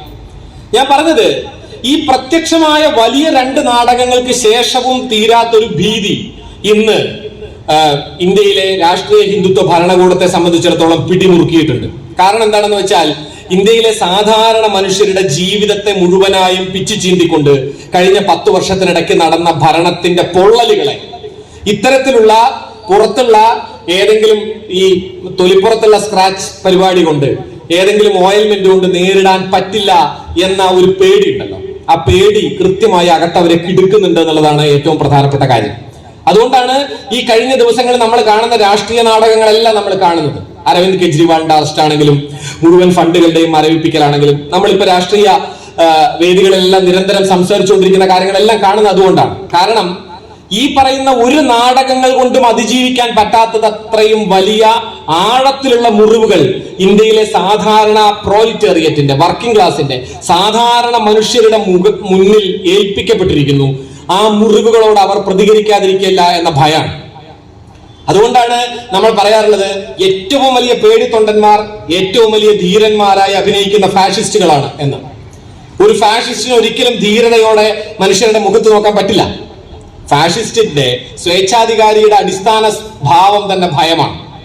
നിങ്ങൾ നോക്കൂ, ഈ മൻ കി ബാത്ത് നടത്തുക എന്നല്ലാതെ, ഈ ഒറ്റയ്ക്കിരുന്നിട്ടുള്ള വർത്താനം, റേഡിയോ പറച്ചിലല്ലാതെ 10 വർഷമായി മറ്റേ പത്രപ്രവർത്തകരെ അഭിമുഖീകരിക്കാത്തതിനെ ഭയം എന്നല്ലാതെ എന്ത് വിളിക്കാൻ പറ്റും? അത് പേടിയാണല്ലോ, പേടിയാണ്. മറ്റുള്ളവരുടെ ചോദ്യങ്ങളെ പേടി. കരൺ ഥാപ്പർ 10 വർഷം മുമ്പ് ഒരു തവണ ഒരു ദുസ്വപ്നം പോലെ ഏൽപ്പിച്ച ഒരു അഭിമുഖത്തിന്റെ മുന്നിൽ നിന്ന് കുടുങ്ങിയ ഒരു പേടിപ്പനി ഇന്നും മാറാത്ത ഒരാളാണ് ഇന്ത്യ ഭരിക്കുന്ന പ്രധാനമന്ത്രി എന്നത് എന്തൊരു നാണം കെട്ട അവസ്ഥയാണെന്ന് നിങ്ങൾ നോക്കൂ. അപ്പൊ ഞാൻ പറഞ്ഞത്, ഈ കടുത്ത ഭയമാണ് യഥാർത്ഥത്തിൽ ഇന്നത്തെ വലിയ രാഷ്ട്രീയ ഒരിക്കലും തെരഞ്ഞെടുപ്പിന്റെ സമയത്ത് ഒരു കേന്ദ്ര ഭരണകൂടവും കാണിക്കാത്ത നിലയ്ക്കുള്ള അനേകം അശ്ലീല കാഴ്ചകൾ നമ്മൾ ഓരോ ദിവസവും തെരഞ്ഞെടുപ്പിന്റെ സമയത്ത്, തെരഞ്ഞെടുപ്പ് വരുന്ന സമയത്ത് സാധാരണ ഒരു ആരോഗ്യകരമായ അന്തരീക്ഷം ഉണ്ടാവും. കോഡ് ഓഫ് കോണ്ടാക്ട് എന്ന് പറയുന്നത് പൂർണ്ണമായും പാലിക്കപ്പെടലൊന്നും ഒരു കാലത്തും തെരഞ്ഞെടുപ്പിൽ നടന്നിട്ടില്ല. പക്ഷെ എങ്കിൽ പോലും പൊതുവായ ചില മര്യാദകൾ ഉണ്ടാവും, ചില മാന്യതകൾ ഉണ്ടാവും. ആ മാന്യതകൾ പോലും പൂർണ്ണമായും ഇല്ലാതാക്കപ്പെട്ട നിലയിൽ കഴിഞ്ഞ കുറച്ച് ദിവസങ്ങളായി ഇന്ത്യയിൽ BJP നടത്തിക്കൊണ്ടിരിക്കുന്ന രാഷ്ട്രീയ അശ്ലീലത്തിന്റെ ഉത്തരം അതാണ്. ഈ പറയുന്ന സാംസ്കാരികമായ വലിയ ഡ്രാമകൾക്കപ്പുറത്ത് നിൽക്കുന്ന യഥാർത്ഥത്തിലുള്ള സാമ്പത്തികവും ഭൗതികവുമായ യാഥാർത്ഥ്യങ്ങൾ മനുഷ്യരെ അത്ര കണ്ട് പൊള്ളിച്ചിട്ടുണ്ട് എന്നതാണ്. എന്നാൽ നമ്മൾ തിരിച്ചറിയേണ്ട ഒരു കാര്യമുണ്ട്. ഇന്ത്യ എന്ന ദേശരാഷ്ട്രത്തിന്റെ അടിസ്ഥാന സ്വഭാവം തന്നെ അതിന്റെ പൊള്ളലുകളെക്കാൾ കൂടുതൽ അതിന്റെ ജസ്റ്റ് ലൈക്ക് എ ഫീലിംഗ് എന്ന് പ്രഭാത് പട്നായിക് പറഞ്ഞ അനുഭവം എന്ന നിലയ്ക്ക് മാത്രം, അനുഭൂതി എന്ന നിലയ്ക്ക് മാത്രമുള്ള കാര്യങ്ങളെ മുൻനിർത്തിക്കൊണ്ട് പലപ്പോഴും വലിയ തീരുമാനങ്ങൾ എടുത്തൊരു ചരിത്രം നമ്മുടെ രാഷ്ട്രത്തിനുണ്ട്. ഇതാണ് നമ്മുടെ മുന്നിലുള്ള ഏറ്റവും വലിയ പ്രശ്നം. ഈ പ്രശ്നത്തെയാണ് നമ്മൾ അഭിമുഖീകരിക്കുന്നത്. ഓരോ ദിവസവും നമ്മൾ അഭിമുഖീകരിക്കുന്ന ഈ പ്രശ്നത്തെയാണ്. നമ്മുടെ രാജ്യത്തിലെ മനുഷ്യർ നേർക്ക് നേരെയുള്ള പ്രശ്നങ്ങളെക്കാൾ വലിയ ഉത്തരങ്ങൾ സംസ്കാരത്തിൽ തേടുന്ന ഒരു ജനതയായിട്ട് പലപ്പോഴും നിൽക്കുകയാണ്. ഇപ്പോ കഴിഞ്ഞ ഒരു മാസം മുമ്പ് ശാസ്ത്ര സാഹിത്യ പരിഷത്തിന്റെയും മറ്റുമൊക്കെയുള്ള ചില സംഘങ്ങളുടെ ഒക്കെ ഒപ്പം ഈ നോർത്ത് ഇന്ത്യയിലെ ഒക്കെയുള്ള ചില സംസ്ഥാനങ്ങളിൽ കൂടെ ഒരു 3-4 ദിവസത്തേക്ക് ഒരു യാത്രയുണ്ടായി, തെരഞ്ഞെടുപ്പിന് മുമ്പായിട്ട്. അപ്പൊ സയൻസ് ഫോറത്തിന്റെ ഒക്കെ ചില ആൾക്കാരോടൊപ്പമുള്ള യാത്രയായിരുന്നു, മറ്റു ചില കാര്യങ്ങൾക്ക് വേണ്ടിയാണ്. പക്ഷെ ആ സമയത്ത് ആൾക്കാരോടൊക്കെ സംസാരിക്കുമ്പോൾ കാണുന്ന ഓട്ടോക്കാർ മുതൽ മുഴുവൻ ആളുകളും ഒരു ജയ് ശ്രീരാം ലഹരിയിൽ ഇങ്ങനെ മാറിയിരിക്കുന്നത് നമുക്ക് കാണാം.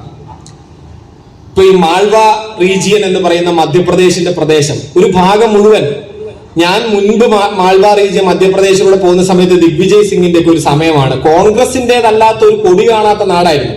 കോൺഗ്രസ് എന്ന് പറയുന്ന ഒരു മനുഷ്യനെ പൊടി പോലുമില്ല കണ്ടുപിടിക്കാൻ എന്ന നിലയ്ക്ക് മാൾവ റീജിയൻ ഒക്കെ ടോട്ടൽ അടിച്ചു തുടച്ച് കാവി ലോകമായി മാറിക്കഴിഞ്ഞിരിക്കുന്നു.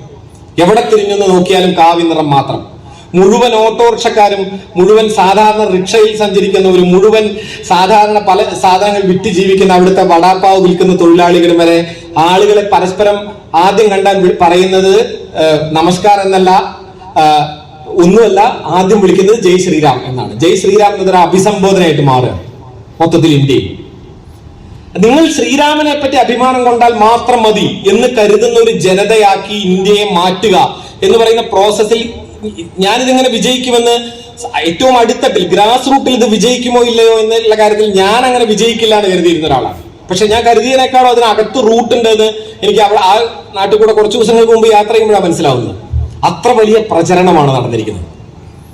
നമ്മളിപ്പോ ഇവിടെ എന്താണ്, അവർ വീട്ടിൽ കൊണ്ടുപോയിട്ട് കൊടുത്തൊരു സാധനം ഉണ്ടല്ലോ, KS ചിത്രയ്ക്കും മറ്റേ ഇവർക്കൊക്കെ എന്തൊരു ഇടുതാപ്പ് കൊണ്ടുപോയി കൊടുക്കുന്നു, എന്താണ് അക്ഷതം. ആക്ഷതം. ഈ ആക്ഷതം എന്ന് പറയുന്നത് നമ്മുടെ ഇവിടെ കുറച്ച് ആൾക്കാർക്കെ കൊണ്ടുപോയി കൊടുത്തിട്ടുള്ളൂവെങ്കിൽ ആക്ഷതം ഏൽക്കാൻ എല്ലാ ഫ്ലാറ്റിലുമുള്ള മുഴുവൻ മനുഷ്യർക്കും കൊണ്ടേ കൊടുത്തിട്ടുണ്ട്. മുംബൈയിലെ എല്ലാ ഫ്ലാറ്റിലും എന്ന് വെച്ചാൽ മുംബൈയിൽ എത്ര ഫ്ലാറ്റ് ഉണ്ടെന്നാണ് നമ്മുടെ വിചാരം? കൊച്ചി നഗരത്തിലുള്ളതിൽ കൂടുതൽ മലയാളികൾ ഉണ്ട് കേട്ടോ മുംബൈയില്. ഇത് മനസ്സിലാക്കണം. കൊച്ചി പോപ്പുലേഷനൊക്കെ കൂടുതലാണ് ടോട്ടൽ മുംബൈ മലയാളി പോപ്പുലേഷൻ. ഇതാണ് മുംബൈയുടെ അവസ്ഥ. മുംബൈ മലയാളി പോപ്പുലേഷൻ കണക്കുകൾ പ്രകാരം അത്രയും വലിയ ജനസംഖ്യയുള്ള മുംബൈ മുഴുവൻ ഓരോ വീട്ടിലും ഈ ആക്ഷതം ഏൽപ്പിക്കണമെന്നുണ്ടെങ്കിൽ എത്ര വലിയൊരു പ്രവർത്തനമാണ് നടന്നിരിക്കുന്നതെന്ന് ആലോചിച്ചു. ഞാനിത് ഒരിക്കലും ഒരു ഭീതിപ്പെടുത്തുന്ന കാര്യങ്ങൾ പറഞ്ഞ് പേടിപ്പിക്കാൻ വേണ്ടി പറയുന്ന ഒരു കാര്യമല്ല. ഞാൻ പറയുന്നത് സാംസ്കാരികത എന്ന് പറയുന്ന രാഷ്ട്രീയ ആയുധത്തെ, അതിന്റെ മുകളിൽ ഉണ്ടായിരുന്ന ഒരു കുറവിനെ അവർ നേരിട്ടതിന്റെ ഒരു ചിത്രം നിങ്ങൾക്ക് മുന്നിൽ വെക്കുക മാത്രമാണ് ഞാൻ ചെയ്യുന്നത്. ഇപ്പം 2014 BJP അധികാരത്തിലേറുന്ന സമയത്ത് മോഹൻ ഭാഗവത് സംസാരിക്കുന്ന ഒരു കാര്യമുണ്ട്. മോഹൻ ഭാഗവത് അന്ന് പറഞ്ഞ കാര്യം, ഇത് സംഘപരിവാർ ആശയങ്ങളുടെ വിജയകാലം എന്ന അദ്ദേഹത്തിന്റെ പ്രസിദ്ധമായ ഒരു പ്രസംഗമുണ്ട്. നമ്മളൊക്കെ തെരഞ്ഞെടുപ്പിൽ ജയിക്കുന്ന സമയത്ത് മാർക്സിസ്റ്റ് ഐഡിയോളജിയുടെ വിജയകാലം എന്നൊന്നും ആരും പറയാറില്ല. അപ്പൊ ഇടതുപക്ഷം കേരളത്തിൽ ജയിച്ചാൽ ഉടനെ നമ്മൾ ഇത് മാർക്സിസ്റ്റ് ഐഡിയോളജിയുടെ വിജയകാലം എന്നൊന്നുമല്ല സാധാരണ പറയാറുള്ളത്. നമ്മൾ തെരഞ്ഞെടുപ്പിൽ ജയിച്ചു എന്നാണ് പറയാറുള്ളത്. പക്ഷേ അന്ന് മോഹൻ ഭാഗവത് പറഞ്ഞത് BJP ജയിച്ചു എന്നല്ല, നരേന്ദ്രമോദി ജയിച്ചു എന്നല്ല, ഒന്നുമല്ല. അദ്ദേഹം പറഞ്ഞത് സംഘപരിവാർ ആശയങ്ങളുടെ വിജയകാലം. തുടർന്നുള്ള അദ്ദേഹത്തിന്റെ ഒരു വാചകം നിങ്ങൾ ശ്രദ്ധിക്കേണ്ടതാണ്. അദ്ദേഹം പറഞ്ഞത്, ആദ്യഘട്ടത്തിൽ നമ്മെ ആരും കണക്കാക്കിയില്ല, രണ്ടാമത്തെ ഘട്ടത്തിൽ നമ്മെ എല്ലാവരും പാതാളത്തോളം ചവിട്ടിത്താഴ്ത്തി, മൂന്നാം ഘട്ടത്തിലെ നിരന്തര പ്രയത്നത്തിലൂടെ നാം ക്രമേണ ഉയർത്തെഴുന്നേറ്റു, ഇതാ നാലാം ഘട്ടത്തിൽ നാം നമ്മുടെ വിജയകാലം ആഘോഷിക്കുന്നു, ഇനി നമ്മുടെ രാഷ്ട്രം ഹിന്ദു രാഷ്ട്രമാകാൻ അധികം സമയമില്ല എന്നാണ്. 4 ഘട്ടവും അദ്ദേഹം പറഞ്ഞത് കൃത്യമായ ചരിത്രബോധ്യത്തോടെയാണെന്ന് കരുതുന്ന ഒരാളാണ് ഞാൻ. ഒന്നാം ഘട്ടത്തിൽ നമ്മെ ആരും കണക്കാക്കിയില്ല. ആ ഒന്നാം ഘട്ടം ഏതാണ്? 1925 RSS രൂപീകരിക്കപ്പെടുന്ന, അതിനു മുമ്പ് ഹിന്ദു മഹാസഭയായി പ്രവർത്തിക്കുന്ന, തരുൺ സംഘായി പ്രവർത്തിക്കുന്ന കാലം മുതൽ ഉള്ള കാലത്തിൽ RSSനെ, ഈ ഹിന്ദു സംഘടനകളെ ആരും കണക്കാക്കില്ലായിരുന്നു. കാരണം ഇന്ത്യ എന്ന രാഷ്ട്രം സ്വാതന്ത്ര്യ സമരത്തിന്റെ തീച്ചൂളയിൽ ഇങ്ങനെ നിന്ന് കത്തുന്ന ഒരു സമയമാണ്. 25, 35, 40 എന്നൊക്കെ പറയുന്ന സമയം. ആ സമയത്ത് ഇന്ത്യൻ സ്വാതന്ത്ര്യ സമരത്തിൽ പങ്കെടുക്കാത്തവർ ഇന്ത്യൻ ജനതയെ സംബന്ധിച്ചിടത്തോളം പൂർണ്ണമായും അപ്രസക്തരാണ്. ഇന്ത്യൻ രാഷ്ട്രീയ ജനതയെ സംബന്ധിച്ചിടത്തോളം അവർ അപ്രസക്തരാണ്. അപ്പം ആ സമയത്ത് ഉള്ള സ്വാതന്ത്ര്യ സമരത്തിന്റെ ഏതെങ്കിലും ധാരകളിൽ നിന്ന് രൂപപ്പെട്ടതാണ്. നിങ്ങൾ ചിന്തിച്ചാൽ മതി, BJP ഒഴിച്ച് ഇന്ത്യയിലുള്ള വ്യത്യസ്തമായ എല്ലാ രാഷ്ട്രീയ പാർട്ടികളും സ്വാതന്ത്ര്യ സമരത്തിന്റെ അക്കാലത്തെ തീച്ചൂളയിൽ നിന്ന് രൂപപ്പെട്ടവരാണ്. അങ്ങനെ രൂപപ്പെട്ടവരായിരിക്കുമ്പോൾ അതിൽ ഒരു കാലത്തും പങ്കെടുക്കാത്ത, ഒരു കാലത്തും അതിൽ ഒരു മേക്കടച്ചിലും ഇല്ലാതിരുന്ന ഈ ചങ്ങാതിമാർ മേക്കടച്ചിലുണ്ടായിരുന്ന ആ ഒരു കാര്യത്തിലാണ്. അവിടെ സ്വാതന്ത്ര്യ സമരത്തിൽ പങ്കെടുത്ത ആൾക്കാരെ ഇത് നിരുത്സാഹപ്പെടുത്തുക, അല്ലെങ്കിൽ ഒറ്റിക്കൊടുക്കുക, കങ്കാണിപ്പണി ചെയ്യുക, മറ്റേ ഷൂ നക്കുക തുടങ്ങിയ പരിപാടികൾ ഒഴിച്ച് വേറൊന്നും ചെയ്യാത്ത കുറെ മനുഷ്യരെ ആളുകൾ കണക്കാക്കിയില്ല. മോഹൻ ഭാഗവത് പറഞ്ഞ കൃത്യമാണ്. ഒന്നാമത്തെ ചരിത്രഘട്ടം. രണ്ടാം ഘട്ടം നമ്മെ പാതാളത്തോളം ചവിട്ടിത്താഴ്ത്തി. ആ ഘട്ടം ഏതാണ്? 1948 ജനുവരി 30 ശേഷമുള്ള കാലം, ഗാന്ധി വധത്തിന് ശേഷമുള്ള സമയം. ഗാന്ധി വധത്തിന് ശേഷം RSS എന്ന് പറയുന്ന സംഘടന ഈ നാട്ടിൽ അവശേഷിക്കുകയില്ല എന്ന വിധം RSS നിരോധിക്കപ്പെടുകയും പൂർണ്ണമായും നമ്മൾ ഈ ഷേക്സ്പീരിയൻ ഡ്രാമയിലൊക്കെ പഠിക്കുന്നത് പോലെ അറേബ്യയിലെ മുഴുവൻ സുഗന്ധദ്രവ്യങ്ങൾ കൊണ്ടും കഴുകിക്കളഞ്ഞാലും മായാത്ത ചോരക്കറ എന്നൊക്കെ പറയുമല്ലോ, വിലപിക്കുമല്ലോ ഷേക്സ്പീരിയൻ ഡ്രാമയിൽ. അതേപോലെ അറേബ്യയിലെ മുഴുവൻ സുഗന്ധദ്രവ്യങ്ങളോ അല്ലെങ്കിൽ ഇവരുടെ പുണ്യനദിയായ ഗംഗയിലെ മുഴുവൻ വെള്ളം ഉപയോഗിച്ച് കഴുകിയാലും കയ്യിൽ നിന്ന് പോവാത്തൊരു ചോരക്കറയാണ് ഈ ജനുവരി 30 കയ്യിൽ പുരണ്ടത്. ആ ചോരക്കറയുടെ ഒരു പാടിന്റെ ഓർമ്മയുണ്ടല്ലോ, ഇന്ത്യൻ ജനതയുടെ ദീർഘകാലത്തേക്ക് നിലനിന്ന രാഷ്ട്രീയമായ ചരിത്രത്തിലെ ഓർമ്മയാണ്. ഞാൻ കരുതാറുണ്ട്, ഗാന്ധി ജീവിതത്തിനകത്ത് ചെയ്തിരിക്കുന്ന മുഴുവൻ രാഷ്ട്രീയ പ്രവർത്തനത്തോളവും തന്നെ ഗ്രാവിറ്റി ഉള്ളതാണ്. ഗാന്ധി ജീവിതത്തിൽ ചെയ്ത രാഷ്ട്രീയ പ്രവർത്തനം മുഴുവൻ തുലാസിന്റെ ഒരു തട്ടിലും, ഗാന്ധി വധം എന്ന ഒരൊറ്റ പ്രവർത്തനം ഒരു തുലാസിലൂടെ തൂക്കിയാൽ ഒരിക്കലും ഒരു തട്ട് താണോ ഒരു തട്ട് പൊങ്ങാതെയോ എങ്കിലും നിൽക്കും. കാരണം അത്ര വലിയ പ്രവർത്തനമാണ് ഗാന്ധി വധം എന്നതിലൂടെ ഗാന്ധി ചെയ്തത്. ഗാന്ധി കിടക്കപ്പുണ്ണ് പിടിച്ച് ഏതെങ്കിലും കിടക്കയിൽ കിടന്ന് തിരിഞ്ഞും മറിഞ്ഞും കിടന്ന് മരിക്കുകയല്ല ചെയ്തത്. രാഷ്ട്രീയ ഹിന്ദുത്വം എന്ന ആശയം തലയ്ക്ക് കയറിയ ഒരു വർഗീയവാദിയുടെ വെടിയേറ്റ് മരിച്ചു എന്നതുകൊണ്ട് ഇന്ത്യയിൽ സംഭവിച്ചത് ദീർഘകാലത്തെ ചരിത്രത്തിലെ ഒരു രാഷ്ട്രീയമായ ഓർമ്മയുടെ അവശേഷിപ്പും അതിന്റെ പ്രതിരോധമാണ്. ഞാൻ അടക്കമുള്ളവർ ഞാൻ കരുതാറുണ്ട് അതിന്റെ ഒരു ബാക്കിയാണ്. ഞാൻ 5 മിനിറ്റ് കൊണ്ട് നിർത്താൻ കേട്ടോ, നമുക്ക് സമയം ഇല്ല. നോമ്പില് ഈ സമയത്തിന് മുമ്പ് പിരിയേണ്ടത് അല്ലേ? അതിനകം നിർത്താം. ഞാൻ പറഞ്ഞത്, എൻ്റെ കുട്ടിക്കാലത്ത് ഞാനിവിടെ ചെറുകര UP സ്കൂൾ ആണ് പഠിക്കുന്നത്. അപ്പൊ UP സ്കൂളിൽ പഠിക്കുന്ന സമയത്ത് സ്കൂളിൽ പോയിട്ട് തിരിച്ചു വരുന്ന സമയത്ത് ഒരു അമ്പലമുറ്റത്ത് കുറെ ഏട്ടന്മാർ നിന്നിട്ട് കയ്യിൽ കുറുവടി കലാപരിപാടിയൊക്കെ കൊണ്ട് ഹാക്കോ എന്നൊക്കെ പറഞ്ഞിട്ട് വൻ കരാട്ടയാണ് നടന്നുകൊണ്ടിരിക്കുന്നത്. അപ്പൊ നമുക്ക് ആ പ്രായത്തിലാണെങ്കിൽ ഇത് ഭയങ്കര ഇൻട്രസ്റ്റ് ഉണ്ട്. ഞാനാണ് ആ കരാട്ടയ്ക്ക് ചേരണോ എന്നൊക്കെ ആലോചിക്കുന്ന ഒരു കാലമാണ്. നമുക്ക് ശരീരം നേരെയാക്കണം. ഇന്ന് ഞാനത് ആലോചിച്ചിട്ട് കാര്യമില്ല എന്ന് എനിക്കറിയാം. പക്ഷെ അന്ന് അങ്ങനെയൊക്കെ ഉള്ള തെറ്റിദ്ധാരണ എനിക്കുണ്ടായിരുന്നു, ശരീരം നേരെയാക്കാൻ പറ്റുന്നു. അപ്പോ നമ്മളിത് കുറച്ചു നേരം ഇങ്ങനെ കണ്ടുകൊണ്ട് നിന്നു. കുറച്ചു നേരത്ത് ഇങ്ങനെ നോക്കി നിൽക്കണുണ്ട് കഴിഞ്ഞപ്പോൾ അതിലത്തെ 2-3 ഏട്ടന്മാരുടെ അടുത്ത് വന്നു. എന്നിട്ട് ചോദിച്ചു, നീ എവിടുത്തേന്നൊക്കെ ചോദിച്ചു. അത് കഴിഞ്ഞിട്ട് പറഞ്ഞു, നാളെ വൈകുന്നേരം നീ സ്കൂൾ വിട്ട് കഴിഞ്ഞാൽ ഇവിടെ വന്നാൽ മതി, നാളെ മുതൽ നിനക്കും പങ്കെടുക്കാം, ഇത് ശാഖ എന്ന് പറഞ്ഞിട്ടൊരു പരിപാടിയാണ് ഒക്കെ എന്നോട് പറഞ്ഞു. ഓക്കെ ഏട്ടാ ഒക്കെ പറഞ്ഞ് ഞാൻ വീട്ടിൽ വന്നു. അപ്പൊ വീട്ടിൽ വന്നപ്പോൾ മുത്തശ്ശിയാണ് എന്നെ വളർത്തുന്നത്. അമ്മയുടെ അമ്മയാണ്, അമ്മമ്മയാണ്. അപ്പൊ ഞാൻ അമ്മമ്മയോട് ഭയങ്കര ആവേശത്തോടെ പറഞ്ഞു, ഞാൻ നാളെ മുതൽ മാർഷൽ ആർട്ട് ആയോധന കല പഠിക്കാൻ പോവാണല്ലോ.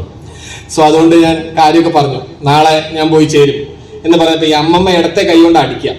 എനിക്കിപ്പോഴും ഓർമ്മയുണ്ട്. ഈ അടി വരുമ്പോൾ മാത്രം ഒരു ഇടത്തെ കൈ പൊങ്ങലുണ്ട്. എന്നൊരൊറ്റ അടിയാണ്. ഞാനിങ്ങനെ ഈ പൊന്നീച്ച പറക്കുക എന്ന് പറയുന്ന പ്രയോഗം യഥാർത്ഥത്തിലുള്ളതാണെന്ന് എനിക്ക് അടി കിട്ടിയപ്പോഴാണെന്ന് മനസ്സിലായത്. അതൊക്കെ എനിക്ക് നല്ല ഓർമ്മയുണ്ട്. മുമ്പിൽ കൂടെ ഗോൾഡൻ കളറുള്ള ചില ഈച്ചയൊക്കെ പറഞ്ഞു. എന്നിട്ട് ഞാൻ പറഞ്ഞതല്ല, അമ്മമ്മ പറഞ്ഞൊരു വാചകം ഇന്നും എന്റെ മനസ്സിൽ ഓർമ്മയിലുണ്ട്. അമ്മമ്മ പറഞ്ഞ്, ഗാന്ധിയെ കൊന്നവരാണ്ട് അവര്. അമ്മമ്മ രാഷ്ട്രീയ പ്രവർത്തകയൊന്നും ആയിരുന്നില്ല, ഒരു സാധാരണ വീട്ടമ്മയായിരുന്നു. പക്ഷേ അമ്മമ്മയുടെ മനസ്സിലെ ഓർമ്മ എന്താണ് ഇവരെ പറ്റി എന്ന് വെച്ചാൽ, ആദ്യത്തെ ഓർമ്മ, ദേഷ്യം വന്നാലും ആദ്യത്തെ ഓർമ്മ, അടിക്കുന്ന കൈ പൊങ്ങുന്ന സമയത്തും ആദ്യത്തെ ഓർമ്മ ഗാന്ധിയെ കൊന്നവരാണവർ എന്നതാണ്.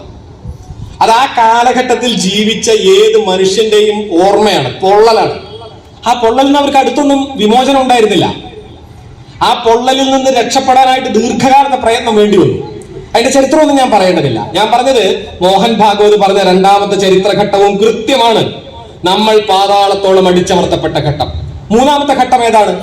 നമ്മൾ നിരന്തരമായ പ്രയത്നത്തിലൂടെ ഉയർത്തെഴുന്നേറ്റ ഘട്ടം.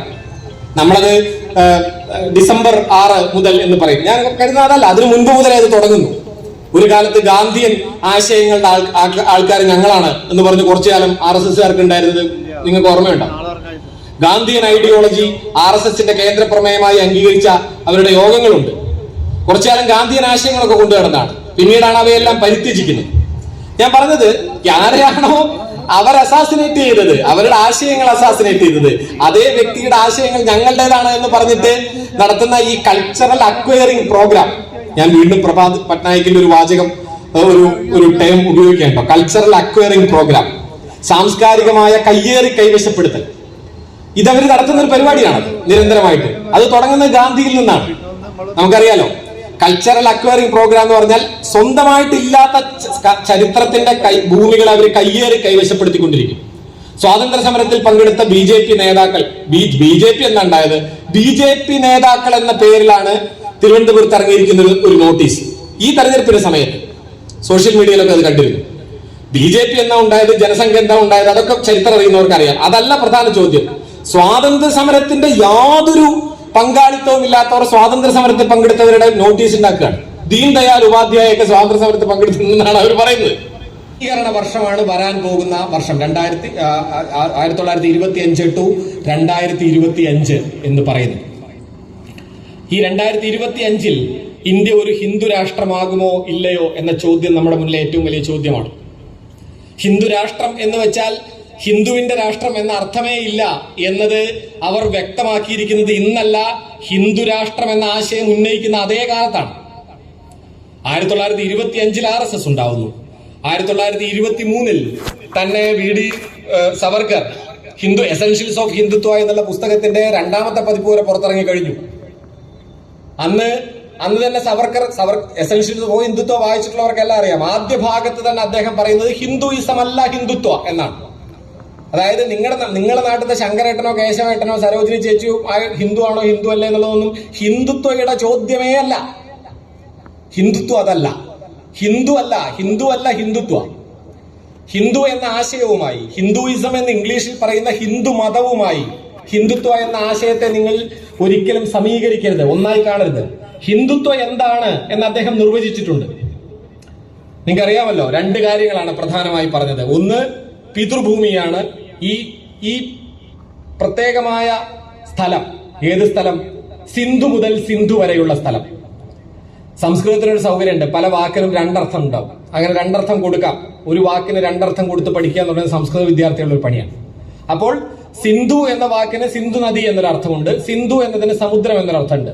പാകിസ്ഥാനിലേക്ക് ഒഴുകുന്ന സിന്ധു നദി മുതൽ ഇങ്ങേയറ്റത്ത് ഇന്ത്യൻ മഹാസമുദ്രം വരെ വരുന്ന ഈ സ്ഥലമുണ്ടല്ലോ, ഈ സ്ഥലത്തെ 2 കാര്യങ്ങളായിട്ട് കാണണം ഇവിടെ പൗരത്വം വേണമെങ്കിൽ.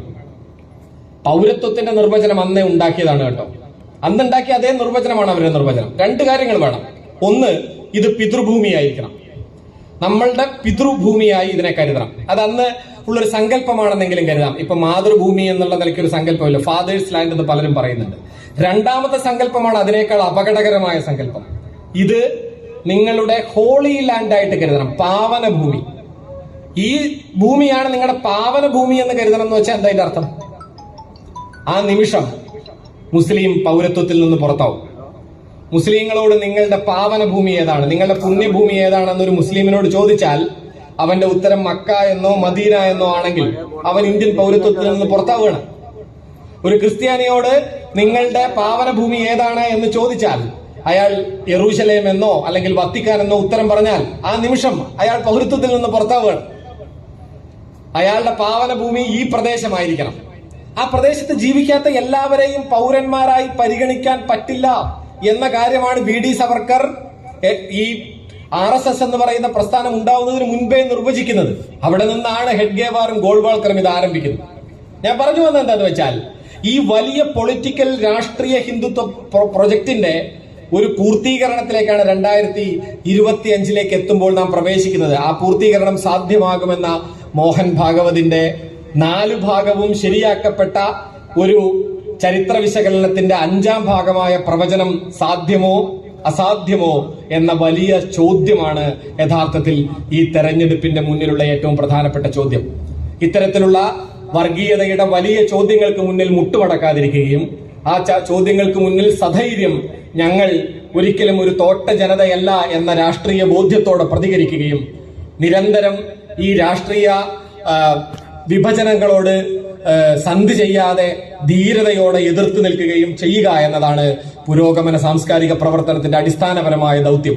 ആ ദൗത്യം നിറവേറ്റുമ്പോഴാണ് നാം ഈ ഹാർമണി എന്ന ഹാർമോണിയത്തിന്റെ ചെല്ലോകൾ, അതിന്റെ കട്ടകൾ, ഓരോ കട്ടയിലും പല പല ശ്രുതികൾ, പല പല ശബ്ദങ്ങൾ, സ്വരങ്ങൾ ഉതിർക്കുമ്പോൾ പോലും ഒന്നിച്ചു ചേർക്കുന്ന ഒരു ഏക്താരയായി, ഒന്നിച്ചു വീശുന്ന ഒരു വലിയ പാവന ശബ്ദമായി, പവനൻ എന്നുള്ളതിന് കാറ്റ് എന്നൊരു അർത്ഥം കേട്ടോ, പുണ്യം എന്ന് മാത്രമല്ല, കാറ്റ് എന്നൊരു അർത്ഥം ഉണ്ടല്ലോ. ആ അർത്ഥത്തിൽ ഒരു വലിയ മതനിരപേക്ഷതയുടെ വായു കൊണ്ട് ഈ മുഴുവൻ ശബ്ദങ്ങളെയും ഒരുമിച്ച് തീർക്കുന്ന ഒരു ഹാർമണിയായി നമ്മുടെ രാഷ്ട്രത്തെ നിലനിർത്തുക എന്നതാണ് ഈ വർഷത്തെ നമ്മുടെ ഏറ്റവും പ്രധാനപ്പെട്ട, നമുക്ക് മുന്നിലെ, ഈ വർഷത്തെയല്ല ഈ മാസത്തെ ചരിത്ര ദൗത്യം. ആ ചരിത്ര ദൗത്യത്തിന് മുന്നിൽ നിന്നുകൊണ്ട് സാംസ്കാരിക പ്രവർത്തകരായ പൊന്നാനിയിലെ പ്രിയപ്പെട്ട സഖാക്കളോട്, സുഹൃത്തുക്കളോട് ഇത്രയും നേരം സംസാരിക്കാൻ കഴിഞ്ഞതിലുള്ള കൃതജ്ഞത അറിയിച്ചുകൊണ്ട് ഈ യോഗം